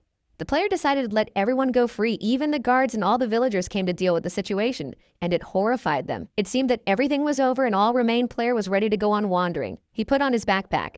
But suddenly the guy noticed something strange and turned his head to the rest of the villagers. Something in their faces wasn't right. They looked surprised and frightened at the strange guest who had destroyed their headman, and their gazes read fear and incomprehension. It took Kanu a lot of effort to get out of that village on the way he cursed the elves for what they told there. The boy turned back with a frightened and furious look. He looked at this cursed village from which it was so hard to leave alive. He had to jump off the cliff once again to somehow save his life nearby. Whistling arrows began a real hunt for him. Meanwhile, there was a childish quarrel in the academy over the problem of apprenticeship. But then there were many mages who wanted to become mentors. There were enough sorcerers willing to take on a personal mentor as an apprentice to resolve this quarrel, and it was over quickly. Meanwhile, the princess was giving another lecture. She said that students should visualize the image of magic in their head more clearly. A few students held their hands in front of them, in which a small flame was already blazing, which gradually flared further and further away. Hearing about math, the princess wondered a bit about it. After all, it is a subject that is studied usually by merchants, and magic, too, is better than one. It was the same curly-haired guy who specialized in fantasy. He talked formulas for magic like fixed calculus. When he heard that there was nothing like that here, he immediately turned green with surprise. Did they really not even study such simple sciences? The curly-haired boy skillfully used fire magic and all, only because they had a good mentor who was skilled in fire, not formulas. The guy couldn't believe it. He thought it was easy to become an archmage only because of his knowledge, but in the end it turned out to be the opposite. One of the sorcerers entering next to the long beard said that it looked like the princess had made a mistake. In her explanation, the girl was surprised. When he heard the confirmation of his theories, the kid was happy. He knew he needed math. The bearded sorcerer said that since it was about a fireball, he would continue his explanation if necessary. The sorcerer explained that the princess had studied the theory, so she may not know, but they implemented mathematical formulas to increase efficiency. That way, during the battle, one could avoid losing strength, and the sorcerer launched an energy ball into the air.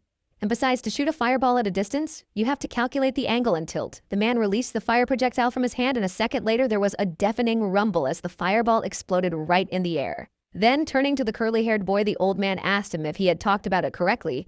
The student did not know what to say. The sorcerer said nothing. If the old man offers a little help, the princess can also learn the practical application of magic. The frustrated princess agreed, but her knowledge was not enough to explain everything to the students. So she had to make concessions. Practical magic, real battle, skillful magician, all of this just blew my mind. Led by outstanding mentors, ordinary heroes quickly learned magic without any problems. Outstanding God of Law watched with a pseudo-satisfaction. In a small town, there was a real thunderstorm. The rain was pouring down the streets, and everywhere you could hear the rumblings of thunder. Taking her friend's hand in hers, the elf tried to heal her wounds with panting everywhere, which didn't seem to be a very pleasant procedure.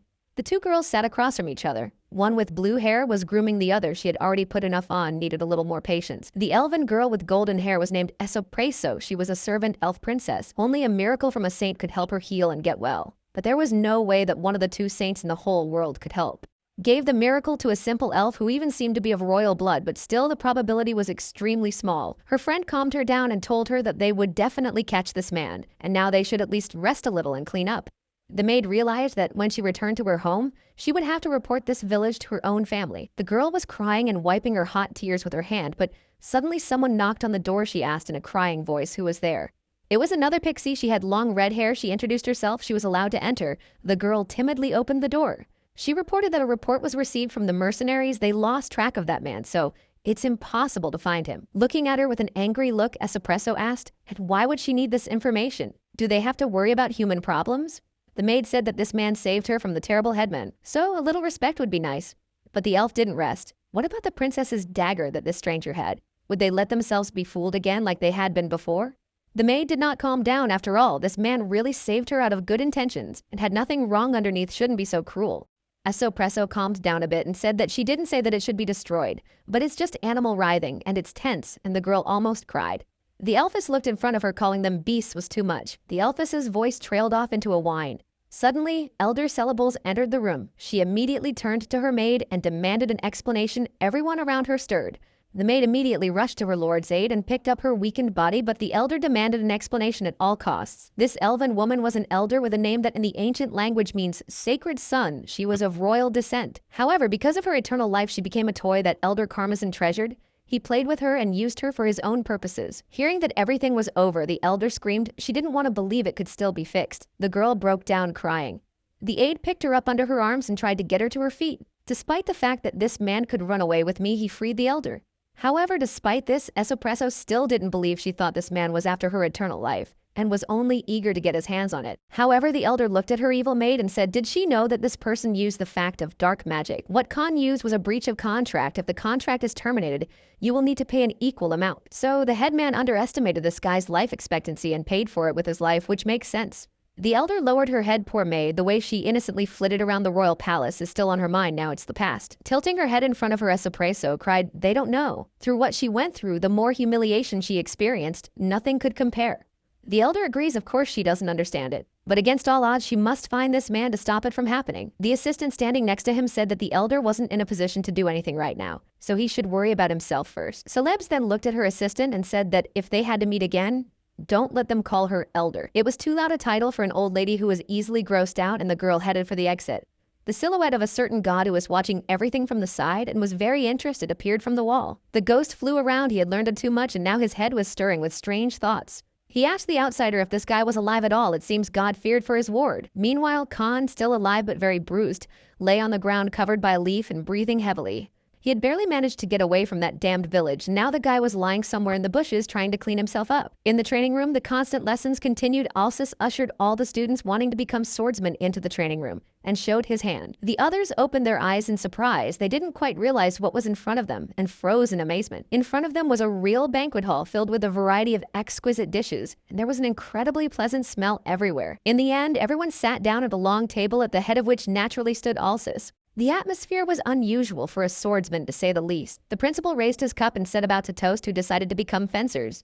The guards who were also standing there raised their cups and chorally recited the toast. They were constantly talking, as if they were in the army. All the arriving students even twitched a little in surprise. The soldier spoke so loudly that it inspired fear. The commander of the knights frowned and held a cup in his hands. Suddenly, the prince offered to spar, to which the man gladly agreed. The principal asked the commander to demonstrate his swordsmanship, to which the man readily bared his blade and readied himself. The prince rushed forward. He jumped up like a bird and approached his opponent swinging his blade. The blows and scraping of metal could be heard everywhere, and they moved like birds. It was obvious how high their skill in wielding cold weapons was. Everyone was surprised to see. It was really a mesmerizing sight. No one expected to see such a level. The commander was putting out a full. However, even he felt some pressure from the prince. The man defended himself. Another pirouette, and then the blade flew out of the prince's hands. It was a good sword dance. The commander thanked the prince for the compliment. Healing a small wound. The prince said that now he would show the real mastery of weapons and asked the commander to give his best. The man readied his blade and changed in his face. He would be more than willing to do this for his prince. Meanwhile, Alsus himself prepared his blade. His body was covered with energy that formed a kind of vortex the guy prepared. Meanwhile, the experienced fighter lunged at him, swinging his blade at him with a scream. A second later, the two rivals clashed in a duel. A deafening scramble was heard, and light flooded the room. Only one blow was enough for the commander's blade to break into several pieces. The man bent down on one knee and admitted defeat. However, the prince politely remarked that the commander's sword-wielding had gotten much better, to which the man bowed and thanked him. The students didn't even quite realize what had happened. They were turning their heads in different directions. Is this really the whole fight?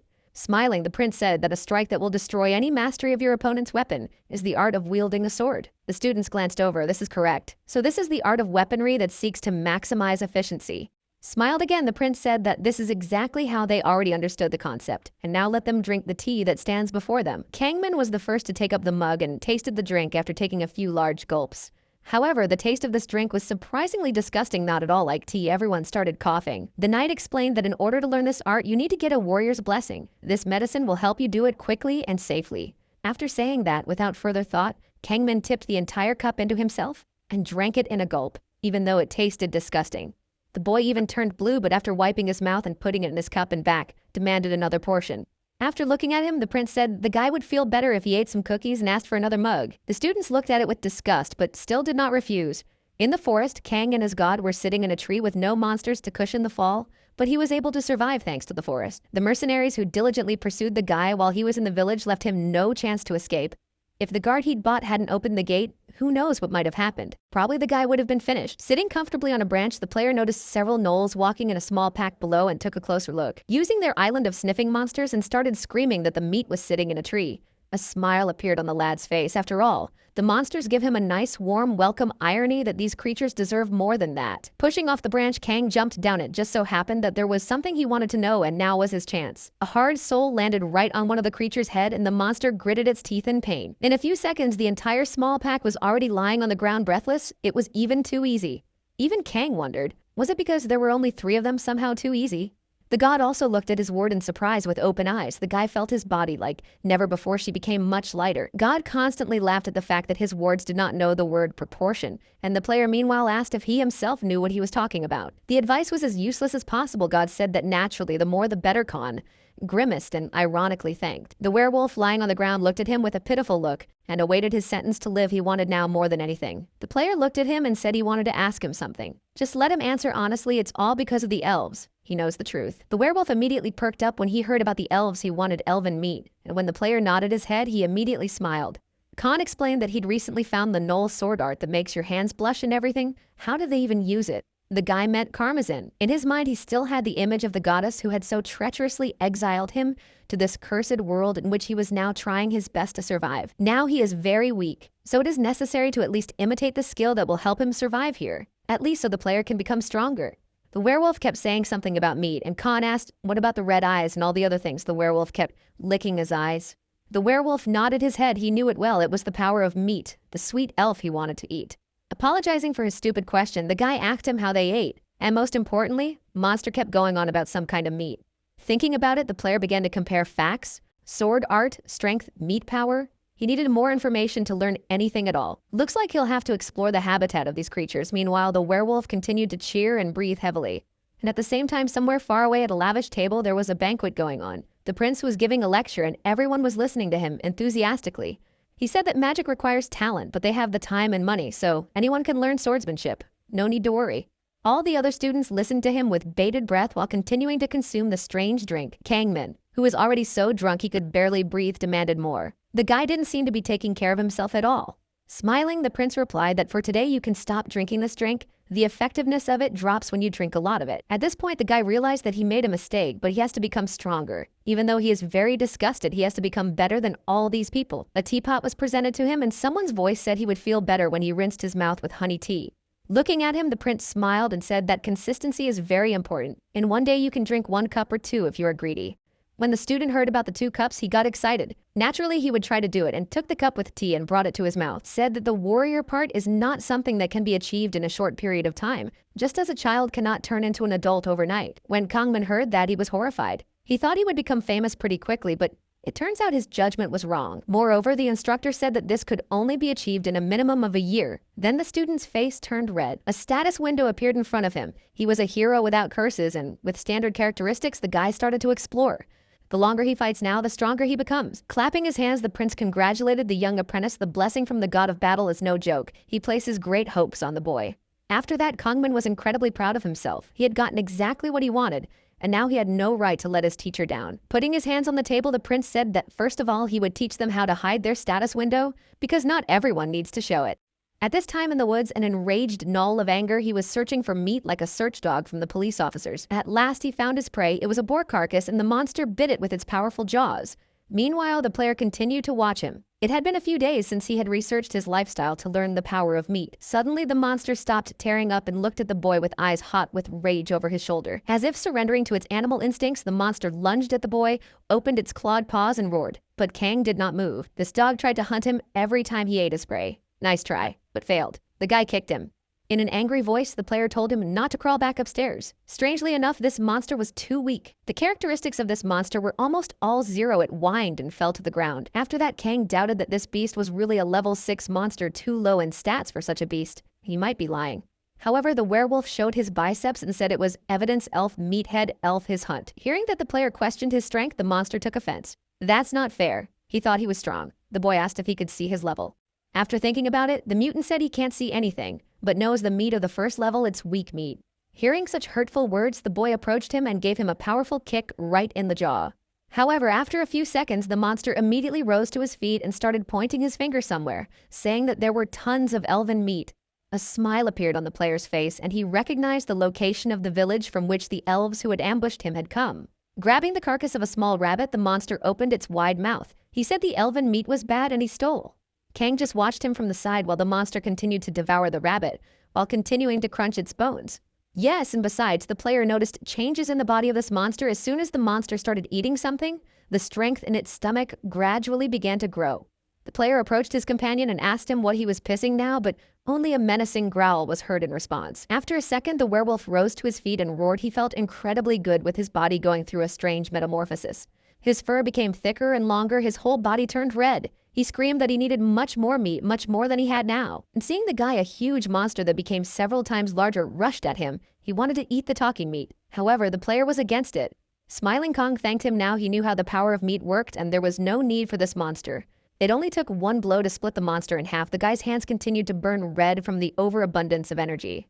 The werewolf was still alive and didn't understand how a talking meat could be so powerful. Turning back to the half-dead player, he thanked him, though it was not long, but it was very informative and a smile appeared on Khan's face. He walked closer, his hands still continued to glow. Monster wondered, could it be that the talking meat was also of their bloodline? But no. The guy shook his head and said he was human. His eyes also lit up with the same bright red light, like two lights. The ghost appeared right beside the boy and looked very puzzled. He was telling him that this was the very power of meat that was spoken of. On the other hand, he pondered, if he didn't have the blessing, would he have survived the moment he used the power of depleted life energy? And here's an outsider's blessing. As soon as a player's powers are depleted, the blessing resets all negative effects. For a second, the player even thought it could be even cooler, but the ghost flying nearby began to reprimand him for such childish behavior. And so the two comrades rushed on. The matter was still full, so they had to hurry to make it in time. A few monsters were standing somewhere nearby and heard the smell of meat.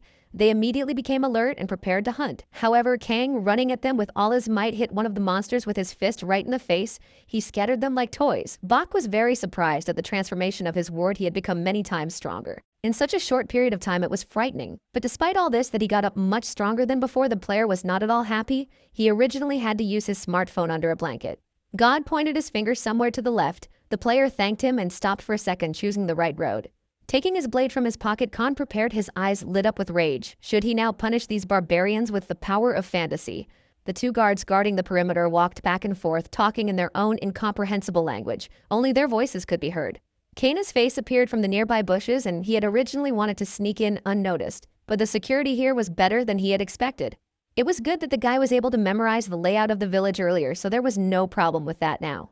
The ghost flying nearby urged the guy to go right now and do not hesitate. Not a second was heard, only a slight chuckle. God insisted that it was time to move out and not sit still. The player wondered, is he really in a hurry to get somewhere? Why act so quickly? He didn't know what was on the creature's mind, but his instincts told him to do the same, and he jumped out of hiding. Stopping near the wall for a second, Kang paused and wondered if he could. But this was his chance, and he couldn't miss it. Hooking his sword into the wooden wall, he made a quick dash and swung over the fence in seconds. Once behind the wall, an interesting picture appeared in front of his face. It was an ordinary outpost with no one there, so it looked like he was lucky today. A blushing ghost tells him to be grateful, but Khan only grins grudgingly. Of course, he is eternally grateful to his savior. His chest tightened, and now it was the moment of truth. It was time to change his life and become a better person. The doors opened and a guard with a small beard appeared, wiping his hands and whistling to himself. A second later, the unsuspecting man felt something cold and sharp near his throat as Khan stood behind him. After a second, the guard's life was cut short very suddenly. Blood spurted with incredible speed. The player massacred him. Looking at his work, Kang felt a little bitter about what he had done, but now he felt no difference between a human and a monster. These people would probably have those who mourned them, but still the player dragged the body of the guard somewhere far away. After all, he also had a family that was worried about him, but no one cared. The guard continued to stare with lifeless eyes. His chest became angry and his eyes became frantic because of those guys. Kang himself almost went to the grave early. The ghost looked at him with some challenge, but the player paid no attention to that and just continued his work. Soon all the guards were lying in a single heap on the other side of the missing so many people. Didn't anyone notice it? The player began to ponder. Infiltrating here certainly was fascinating, but so far he had only seen mercenaries. And where are the elves? The god continued to look down on his ward while the player pondered both humans and elves need a bathroom. Then where are the elves? The ghost was beginning to mock the boy for his low standards. The player asked him not to be so mean and to stop laughing. Suddenly someone's talking in an unfamiliar language came to my ear, and from somewhere 2 people appeared leading someone else. There were some familiar faces. I think one of them was Cole and some other woman. They were leading 2 bound men with bags over their heads. Carefully looking out from behind the nearest shelter, guy thought what an interesting turn of events and what to do now. The elfess was lying on her bed at this time and seemed to be asleep or was passed out. She suspected nothing. It was espresso. The girl didn't notice someone's hand moving towards her. She only opened her eyes in an attempt to realize something. The unknown kidnapper grabbed her by the mouth, preventing her from screaming, and she tried to break free, but nothing worked. The kidnapper whispered orders to her to shut up immediately or it would be worse, but only the moans and sighs of the unfortunate woman were heard. The 2 men started talking to each other. One of them asked where the scratch came from. The other said she had managed to bite him. After tying up the unfortunate elf, the kidnappers led her out of the hiding place. They had to get out of here as soon as possible or they would be spotted. The kidnapper would nudge his victim and yell at her to go faster. The espresso disappeared in exactly the same way. Suddenly, a familiar voice came to her ears. It was the healer. The girl twitched and tried to break free, but it was no use. There were many more elves with the same sacks on their heads, and the healer kept talking. She said something about retribution. All this for letting their dear friend fight alone. Several humans stood before a group of bound elves. The man who snatched the girl screamed that he heard that the elves were against humans if they let them live. Then they would lose their families again. The bald man in armor said he ordered the others to stay inside since something is going on in the village. Even the mercenaries should not come out now. The girl with azure hair closed her eyes and said to start in her voice there was some sadness and mute anger in her voice. The 2 men armed themselves with blades. They said it was all in the name of his fallen comrade Karmazin. There was rage on their faces. The bald man was the first to strike with his blade. Blood spurted, and the elves tried to break free, but it was all useless. Esopreso went to the other world with great suffering in her eyes. Fear and tears, but the girl could do nothing. Finished with the rest of the elves, the 2 men said there was only one left and did not look in the direction of the elfess. It was the elder. Most importantly, because of the elves, she began to speak. The girl was surprisingly calm, although she was tied to a chair. She asked if their goal wasn't to destroy her like the others in her eyes with anger and hatred. One of the men said he caught her while trying to leave the village. His companion said she was pretty high up in the hierarchy, and it was unknown what the elves would do. The elder said she understood how the people were feeling right now. There was pity and some sorrow in her voice. The image of the very savior who pulled her out of the basement of the crazy old man Karmazin appeared before her eyes, and she felt warm. Destroying their savior in order to keep their secret infuriates the girl. The elf's voice became more defiant. The elder was promised that if she kept it a secret, she would be released, but the girl didn't agree. It's violence, and it won't work. The healer looked at the elder and asked in a calm voice why she was going so far. Even by lying, she would be able to escape. However, with a smile on her face, the elfess said that actually elves don't lie to save their lives. They are above that. Then they would have no choice. The man pointed the dagger at her and promised to do it as painlessly as possible so as not to make her suffer. He had already prepared to deliver the final blow. The elder froze in place and prepared to accept his fate. A few drops of blood fell on the elf's face. The girl was still alive, but she didn't understand anything. Looking up, she was surprised to see that the head of the very guard who had tried to destroy her was now flying through the air.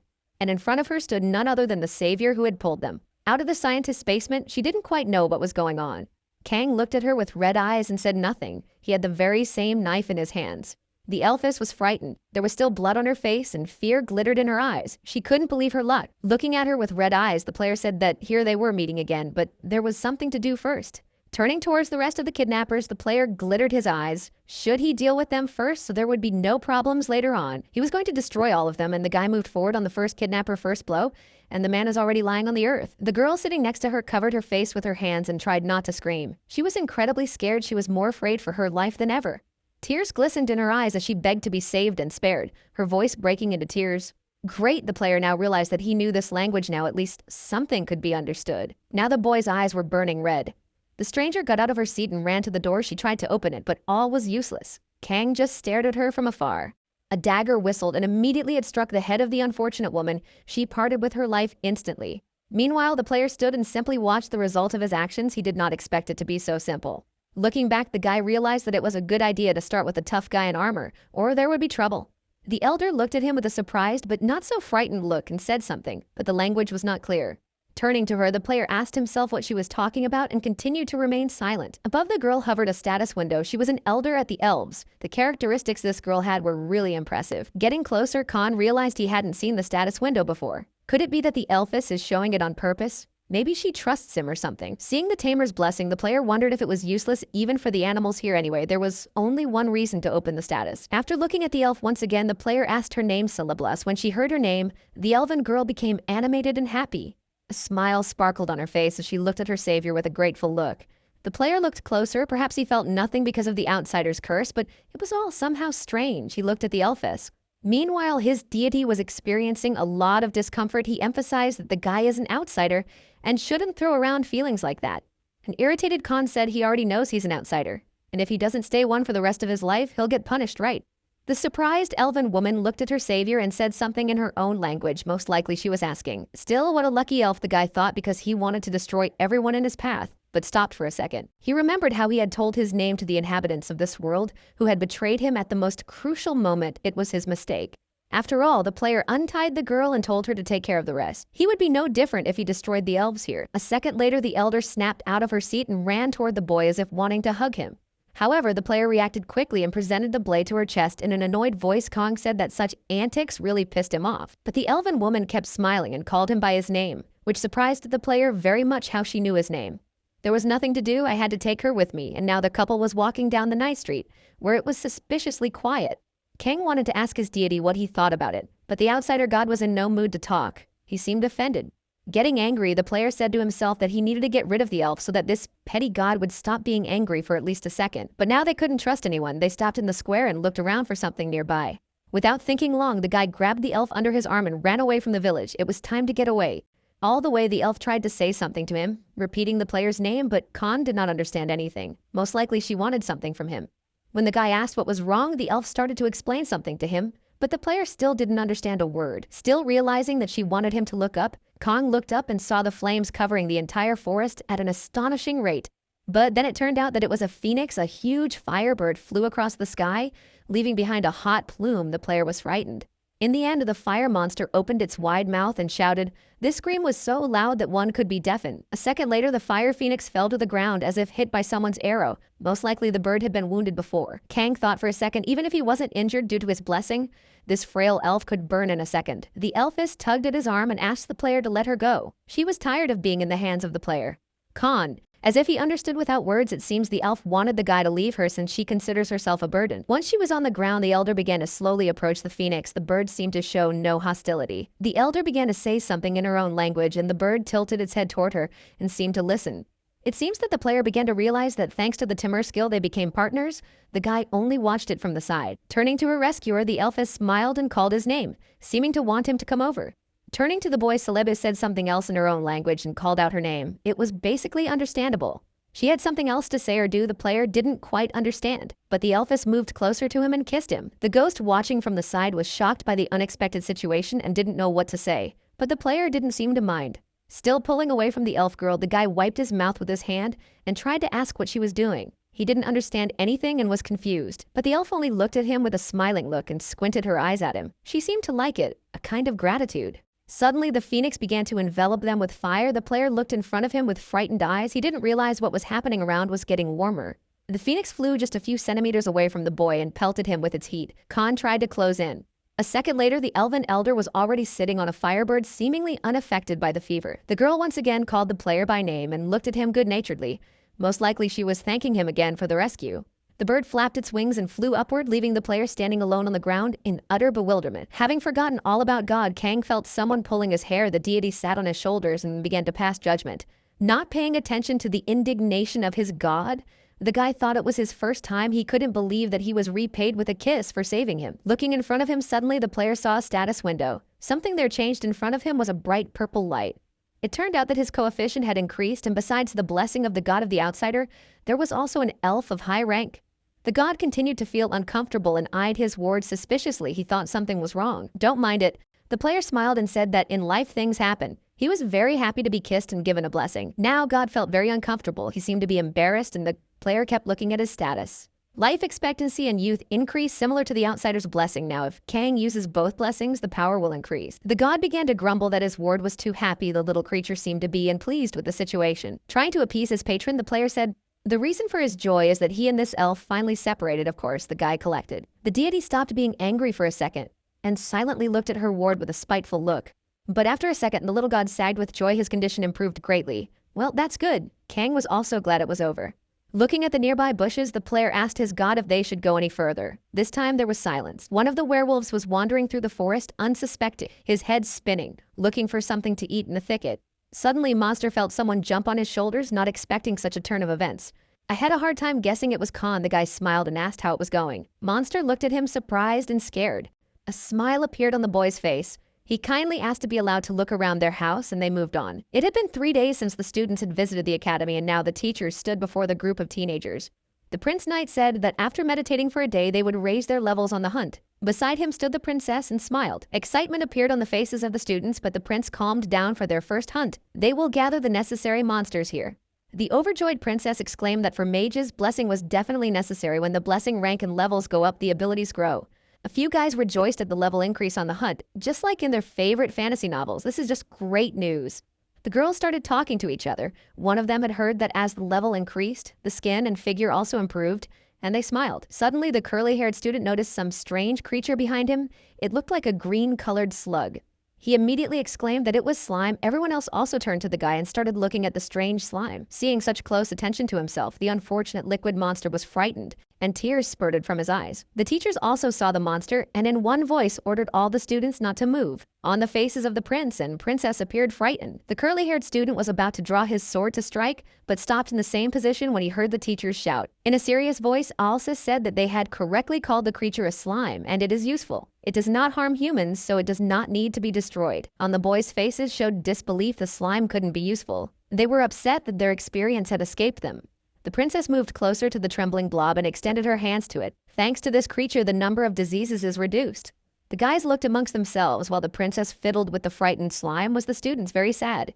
The girl hugged the little slime and the monster smiled happily. She said that one should never attack a slime. Otherwise, even if they are heroes, they will be strictly condemned. Guys lowered their heads and nodded. They did not want to get caught in their first hunt. In a joyful voice, the prince stated that level 2 goblins would be perfect for them, but right now their target was a level 4 gnoll. Hearing the protocol of a serious opponent, the students were alarmed. Isn't it dangerous? This monster is much stronger than them. However, the princess hastened to reassure them on their side. Saint, if they left this world, they would be resurrected immediately, but that was no reassurance. The princess was approached by the prince and laughingly said that with the people here, they could even handle 6th level orcs. So there was nothing to worry about. And so the hunt began. Several werewolves snapping their toothy mouths at the students. Some of the newcomers were afraid, and some were overwhelmed with determination to get their long-awaited experience. The 2 guys were the first to rush straight at the monsters. Turnover did not run straight at them. See only their prey. The first student rushed forward and struck the monster with his sword. The werewolf roared with a wide mouth and struck back. The opponent was much stronger than the guy expected, and the student fell to the ground. Feeling the incredible pain, the claws went straight across his face. The huge beast stood right in front of the boy, lying on the floor and breathing heavily. He saw in front of him a piece of meat that he wanted to immediately devour. The unfortunate student, who expected nothing of the sort, was holding on to his wound and crying. He was incredibly scared and wanted to get away from here as fast as possible. The rest of the students suffered the same miserable fate. Monsters were incredibly strong and destroyed their victims one by one. One of the female students readied her magic cannon, and a fireball lit up in her palm. Apply her spell as the fireball exploded right in her hands, blinding the unfortunate for a second. She didn't understand why her magic wasn't working, but the other students had already rushed forward and shouted for her to look more closely. The failed sorceress began to cry and hiccup fearfully. She didn't expect her magic to be so useless, and the prince only stood and watched them from afar. Then everywhere were heard frightened cries and pleas for help. Eventually the man got sick of it and said in a loud voice that enough was enough, his voice overlapping even the screams of the terrified students. Eager to end it all, swordsmen rushed forward and with one deft blow split the monster in two. It was over in a second. The rest of the students were badly injured, some lying unconscious. They did not expect the first training session to turn out to be such ashes. Suddenly a saint appeared and praised the prince for really working hard, teaching these students martial arts. The saint began to heal and resurrect severely wounded students, and the gods wondered if there was a reason to send these inept students into such difficulty. The first to be healed was a curly-haired student. The guy grabbed his chest, where recently there was a severe wound, and woke up. The saint looked at the others with a good-natured look and said that they had to fight until their last breath, or she would have to resurrect them all the time. The training continued full speed. Monsters were incredibly resilient. Guys were now acting more coherently. Kangmin put his hand on his classmate's shoulder and thanked him for buying time, but the guy didn't understand anything. Meanwhile, quickly moving forward, Kangmin put out his sword and prepared to attack the hated monster with a single strike. As the student approached the monster at a sufficient distance, he delivered a crushing blow with his sword right into the monster's stomach. A loud bang was heard, and the werewolf was thrown back by the powerful gust and flew far into the bushes, leaving a plume behind it. That was the true fighting spirit, and it worked. The werewolf lay motionless, seeming to have either gone to the afterlife or passed out. Opening the skill panel in front of him, Kangmin looked at his stats. Some of the gods praised him, and some called him cheap. Seeing that he had increased his level, the student rejoiced. Did it really happen so quickly? A smile appeared on his face. Looking at the other students who were cheering the victory, Kangmin realized that they were quite helpful. His lead was increasing with every second. The other two guys who were struck by Mion's charms fought with one monster too, but couldn't fight it. Eventually they succeeded, and the werewolf fell to the ground with an apt punch straight to the stomach and let out one last breath. Standing behind the two guys, Mion thanked them and showered them. With her love thanks to these two, she had reached the second level. The other girls only looked at their classmate with disdain. They didn't like that she was getting so much attention from the opposite sex. Meanwhile, Beauty understood that beauty is also a weapon and skillfully used her skills to achieve her goal. Seeing that a certain innocent goddess was watching her intently, the student waved her hands in the fact that there was nothing illegal about it. Seeing that a certain bold beauty god was gazing at her and smiling lightly, Mion hesitated and immediately received a new blessing. Seeing in her status window the color of beauty is quite a useful skill, the girl rejoiced. This is just right for her. The same two students bravely put their hand to their chest and shouted that they would protect their queen, but Mion only smiled lightly. The other guys, led by Kangmin, only looked at them from the sidelines and scratched the back of their heads. It turned out to be slightly strange, but suddenly the leader saw his subordinates leaving his team of guys, saying they would help him later. More recent friends went to Mion's place, and it seems that these two guys were also influenced by her beauty. What's to say, and Kangmin himself recognized that it was pretty good and moved forward needed to unite. He walked over to the other two girls, who immediately realized he wanted to join and agreed they would help. Meanwhile, the gods watched their wards and did not take their eyes off. They were very interested in watching these strange and very unusual characters. Meanwhile, Bora was desperately fighting another monster's girl, flew aside, thrown away by a mighty gust. She was a loner and had not had time to find company, so the water god looked at her with pity and sympathy. A huge werewolf holding a wooden sword approached the girl. The gods watched and grumbled. Rising to her feet, the brave girl assured herself that she would succeed and boldly moved forward. A small flame lit up in her hands, and Bora tried to cast a spell to somehow destroy the monster. In a second, Ogon turned into a huge flame and headed straight for the monster. The girl had succeeded. The huge werewolf roared in pain for a second, but immediately left this world leveled up. The monster was slain with a single blow. Bora, who was breathing heavily, sat down on the ground. She had finally obtained the second level, although it was difficult for her, but she had done it alone. Folding her hands in front of her, the girl cheered and blushed. She may not be the best among all, but it was a start. Bora rose to her feet. The water god calmed down a bit, and the god of battle cheered for the girl as hard as he could. He was amazed. As she studied her new weapon, Bora didn't notice the huge werewolf coming at her from the side, snapping its teeth at her. At the last minute, the girl skillfully reacted and thrust her sword forward, snapping her teeth just a few centimeters away. The monster roared and looked at his wound with burning eyes, fury glittering in his eyes. Bora tried very hard, and although with great difficulty she managed to defeat the monster, the girl remained intact even after the blow. The werewolf looked at his hand in surprise. He thought he had struck his victim, but she had not suffered any injury. Taking advantage of the moment, the student launched a huge fireball at him, right in the head. Monster didn't expect it and roared. The next second, there was a cracking sound. A powerful swing of the sword separated the monster's head. From the body, another werewolf was defeated. And now the third level, Bora looked at her body and rejoiced. After all, she was able to defeat another one single-handedly. Meanwhile, along with the rest of the girls, Kongmin looked away with some displeasure and smiled.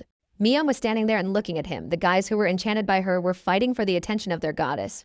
On the cliff at that time stood two obscure silhouettes and watched everything from above without saying a word. It was the principal along with the princess. They were no longer directly involved in teaching, but just watching the students cope. A very strong hand held onto the mouth of one Gadol. The monster was breathing heavily and trying to break free, but it was all to no avail. Kang had already killed many of these monsters by entering their habitat, but there was still more to come. A certain god asked if the player was interested in how many he destroyed. Turned out to be less than a few thousand. Still bad. Sitting down on the body of one of the defeated monsters, the guy missed his head. He checked the status window over and over while fighting, but the level didn't rise. It was now that the player was sure he couldn't level up because of his curse of being an outsider, most likely. His divine companion was concerned. However, the player hastened to assure him that everything was fine. It was all possible due to the curse of the evil goddess.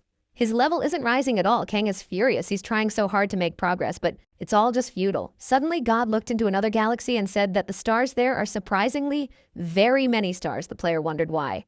Kang thought the god would start bullying him again, but not so. However, the ghost just looked away and smiled. There was only one question: what kind of curse the player was thinking about, how to fight it, and what can be done in such a situation. Realizing that he was really being forced to become an outsider, Kang lowered his head, but God was overjoyed. Suddenly, the guy's eye caught on some strange, shiny bracelet on the paw of one of the monsters, and the player took a closer look. Looking at his already full purse, the player thought he was trying not to steal too much, but still. He took the bracelet off the monster's hand. Most likely it was from humans or elves. If Kang can't level up, the only way to get stronger is money. Suddenly, a growl was heard from somewhere, and a few more armed monsters appeared. Now they were afraid of the guy and wanted to destroy him. Turning his head to the side, Khan wondered if there were still gnolls here. He thought he had exterminated all the gnolls in the area, but it turned out that he hadn't. It turned out that one of them was the leader. His name was Hook, who made the elves cry. He was level 9 and had serious equipment. The player prepared to attack. It seems these monsters came here with a plan to destroy him, thinking to take a numerical advantage. Without giving it much thought, the crowd of monsters moved straight at the defenseless player, thinking that they would overwhelm him and defeat him. With a deft move like a circus performer, the guy jumped aside and one of the monsters missed. Eyes lit up and a dagger gleamed in his hands. Kang was very happy that such good teachers had come to teach him themselves. Seeing a familiar skill, monsters were surprised. Is this meat? Gnoll monsters looked at the player surprised and frightened eyes. While the werewolves were discouraged, Kang easily destroyed one of them and started on the other. A real massacre. Sighing heavily, the hero mentally thanked these monsters. Thanks to them, he had figured out how to use this power effectively. In trembling voices, the monsters shouted that the meat was too strong and needed to run away. They wouldn't be able to handle this man. Putting his sword on his shoulder, the smiling Kang said that no matter how many monsters they called for help, it wouldn't be enough. Eventually, he managed to collect a whole ton of gold. All that was left was to figure out how to get it to the nearest merchant to sell it. Upon reflection, the player realized that if he couldn't sell all these things for a decent price, then they were no better than regular stones. Need a translator. In principle, it was possible to trust these werewolves because they could not lie, and the player sat there thinking as he suddenly heard someone's voice. A strange man with horns on his head, looking like a demon, appeared from the forest thicket, wondering who had taken care of all those monsters. Turning to the stranger, Kang raised an eyebrow in surprise. Did he really understand his language? The demon wanted to say something else, but suddenly the player grabbed him by the scruff of the neck and pulled him to him. The demon screamed what he was doing, but the player happily slammed his eyes shut and caught the translator. Making crazy eyes, Kang asked his name and immediately expressed the thought that they could be friends. The stranger gritted his teeth and said that he was a demon, not a gnoll, with a grimace of anger on his face that some human dared to attack him so openly. After this statement, the player was very surprised. Khan thought that demons are powerful humanoids, and it turned out not. The kidnapping goddess said that the target is the demon king, defeat the great lord. Looking at the strange demon, the guy thought that if even the gods have to ask for help from the foreigners, then the demons are very strong. It seems that this strange man could read minds and immediately took offense to the belief that demons are strong only prejudice. Not expecting anything like that, Kang apologized. He felt guilty for a second for insulting this kid for no reason. But all was too late. The demon was already sobbing bitter tears, and the player tried to apologize to him. Although I did not understand why he is such a crybaby. The demon was very frightened. He asked the player who he even was, and why he was so abnormally strong. What was wrong with him in the first place? With a smile on his face and a benevolent voice, Kang replied that everything was due to his blessing, which the unique demon still couldn't believe.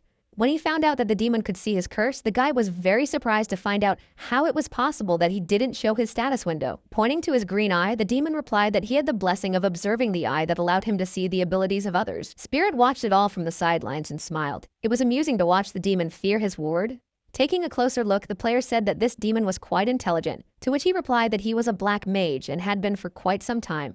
And besides, let the guy not compare him to the humans even before he was born. The demon was fit to marry. The little god seemed interested in the creature and insisted on learning more.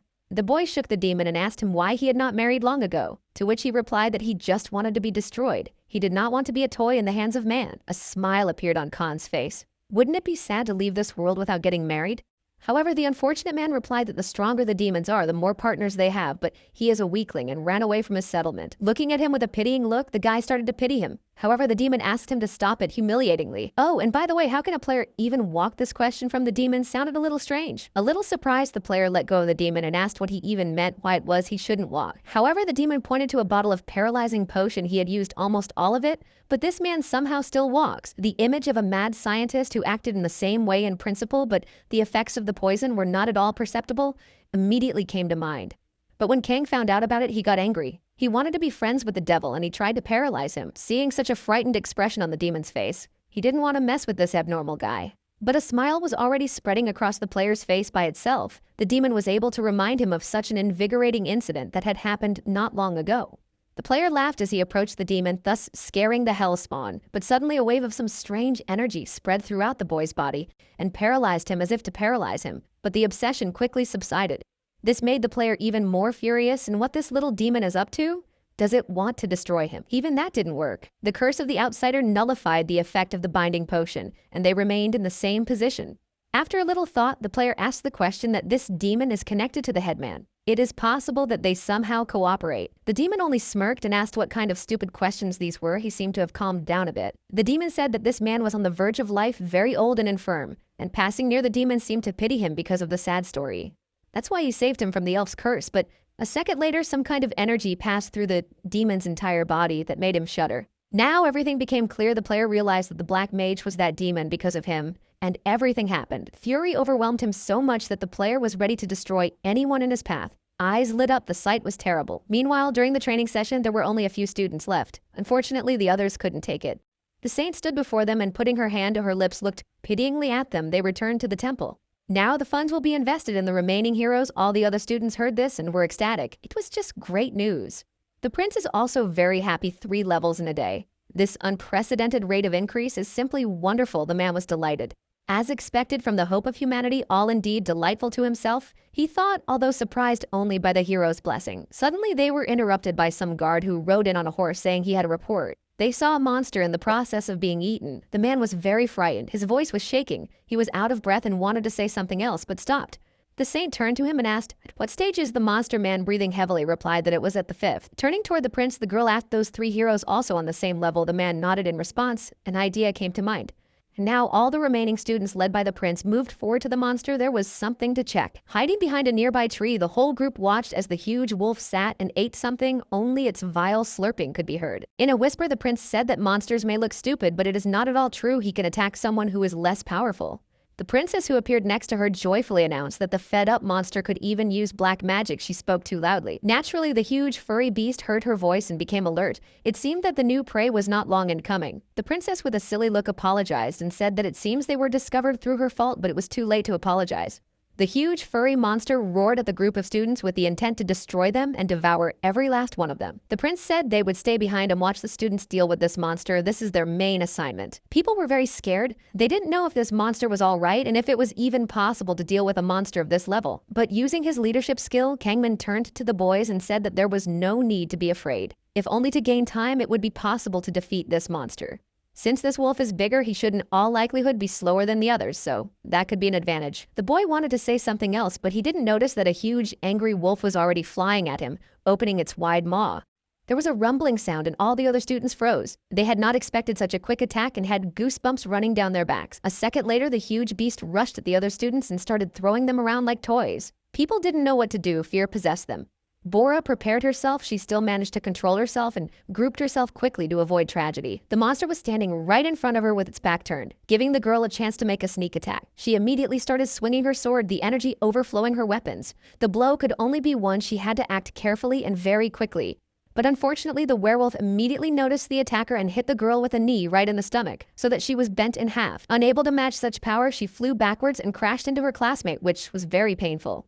The monster looked at her with eyes burning with rage and tried to shake her, but it was useless. She was passed out, and a frightened Myung was holding her head and trying to bring her to her senses. The monster was approaching them. With a trembling voice, the girl begged anyone to help her. She was very scared. The monster was approaching slowly, as if mocking them.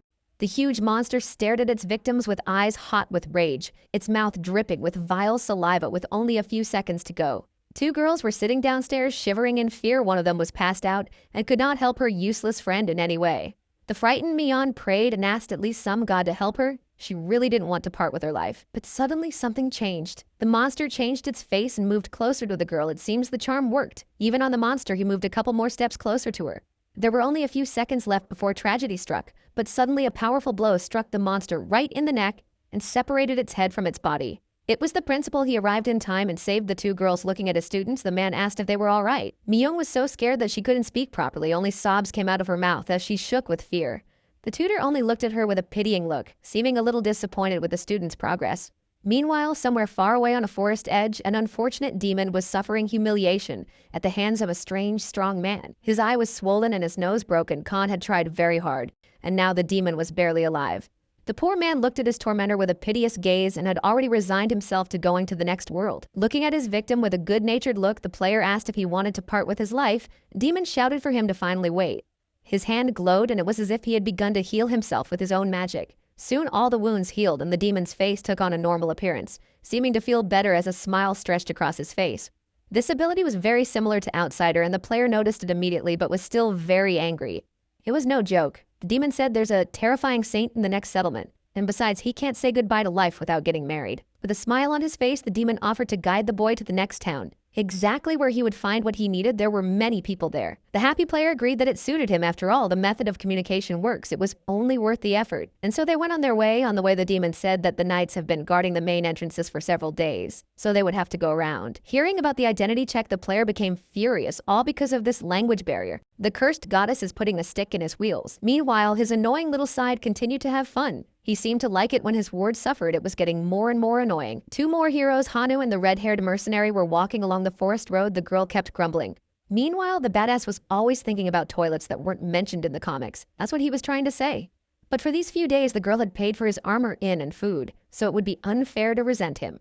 Suddenly, the mercenary stopped and sighed heavily, probably because something was bothering her. Turning to the player, the girl said she was concerned. One thing that has been bothering her for days now is that the guy has been looking too intently at her from behind. Hanu sighed and replied that it was a simple misunderstanding. He just likes to go behind, that's all.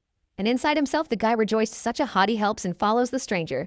Must be the effect of blessing the main character's buff. But the mercenary didn't stop being angry. She moved closer to the boy and angrily said she was very surprised when the boy started attacking the slime. Pointing a finger at him, the girl said that in any case, this is where the orc territory starts from. Here in a normal situation, the guy would be on the run for the village. The girl said that orcs were more dangerous than werewolves, so be careful not to leave the forest.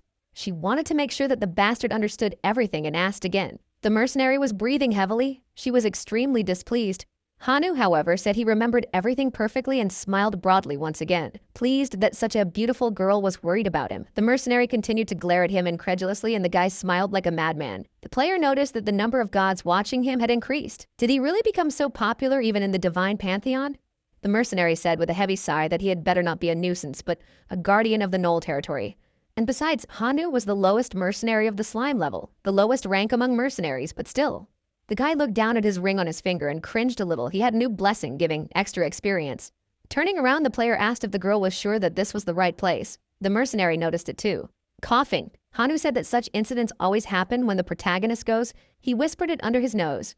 This is the problem. The mercenary revealed the map with the task she had thought they would quickly handle such an order and bring 5 right knoll ears. Dreamily looking in all directions, the player said that then we should go deeper into the forest, but the girl said that it's not that easy to start by looking around. Looking at her with a smiling face, Hanu said to calm down and trust him. Everything will be fine, so nothing to worry about. Looking at him, the mercenary wondered if he was so confident, But suddenly the girl shrieked and told him to be careful, and really there was nothing to be afraid of. The guy just turned his head and the first thing he saw was a sharp axe blade flying straight at him. The monster noticed the prey. Eventually, at the last moment, Hanu was able to bounce aside, and the huge axe flew literally near his body a few centimeters away.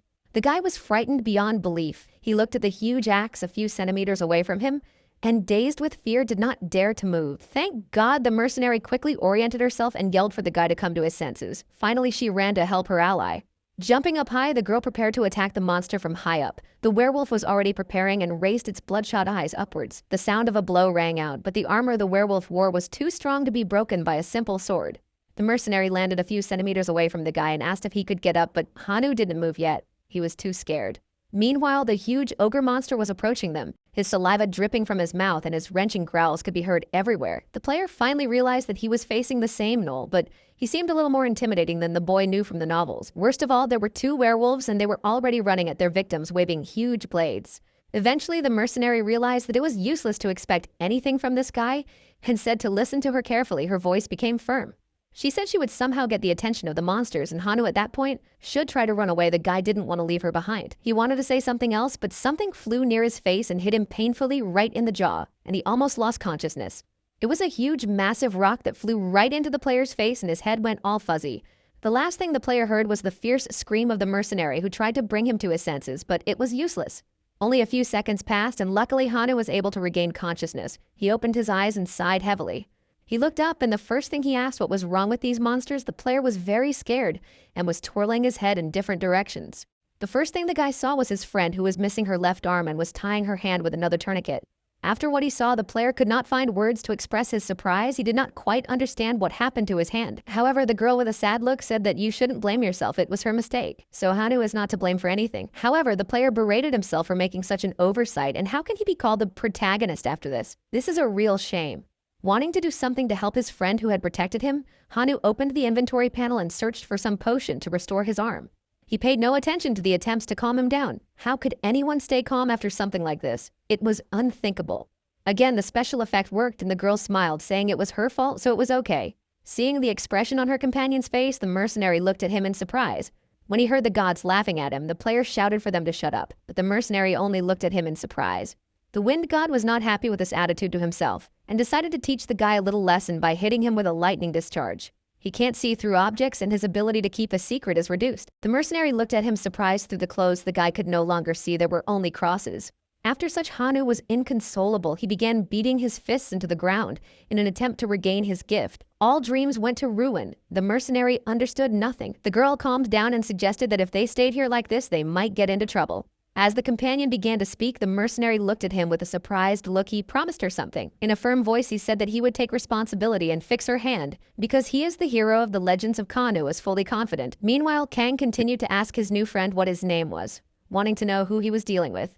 The demon answered that his name was Kogmo. The hero still didn't believe that it wasn't some kind of alias, but the new acquaintance claimed that it was a common name. Yes, and besides, he is the 23rd child of the 348th wife of the 14th demon lord. The player wondered. Demon said that people attach great importance to status and all that in the society of demons can rule anyone here. There is no such prejudice. Smiling Kong said that in the end it turns out that this demon is a nobody and his name is no one. Even the name does not need to be memorized. But the demon seems to be very upset. He sat down and almost cried. The player immediately began to apologize. Leaning over, he said that his nickname was Mose, so called by his old friend, she became a wife. That's the story. Mose couldn't even congratulate her after the birth of her firstborn, and it makes him very sad and he blames himself for it. He wanted to say something else, but he cut himself off halfway through. Khan looked at him, still smiling, but he felt bad. For a second, the guy felt sorry for him. This demon had his own history of obsessing over marriage, but the two of them had different stories. Meanwhile, God began to beg to pass this boring forest faster. He longed for activity rather than treading in one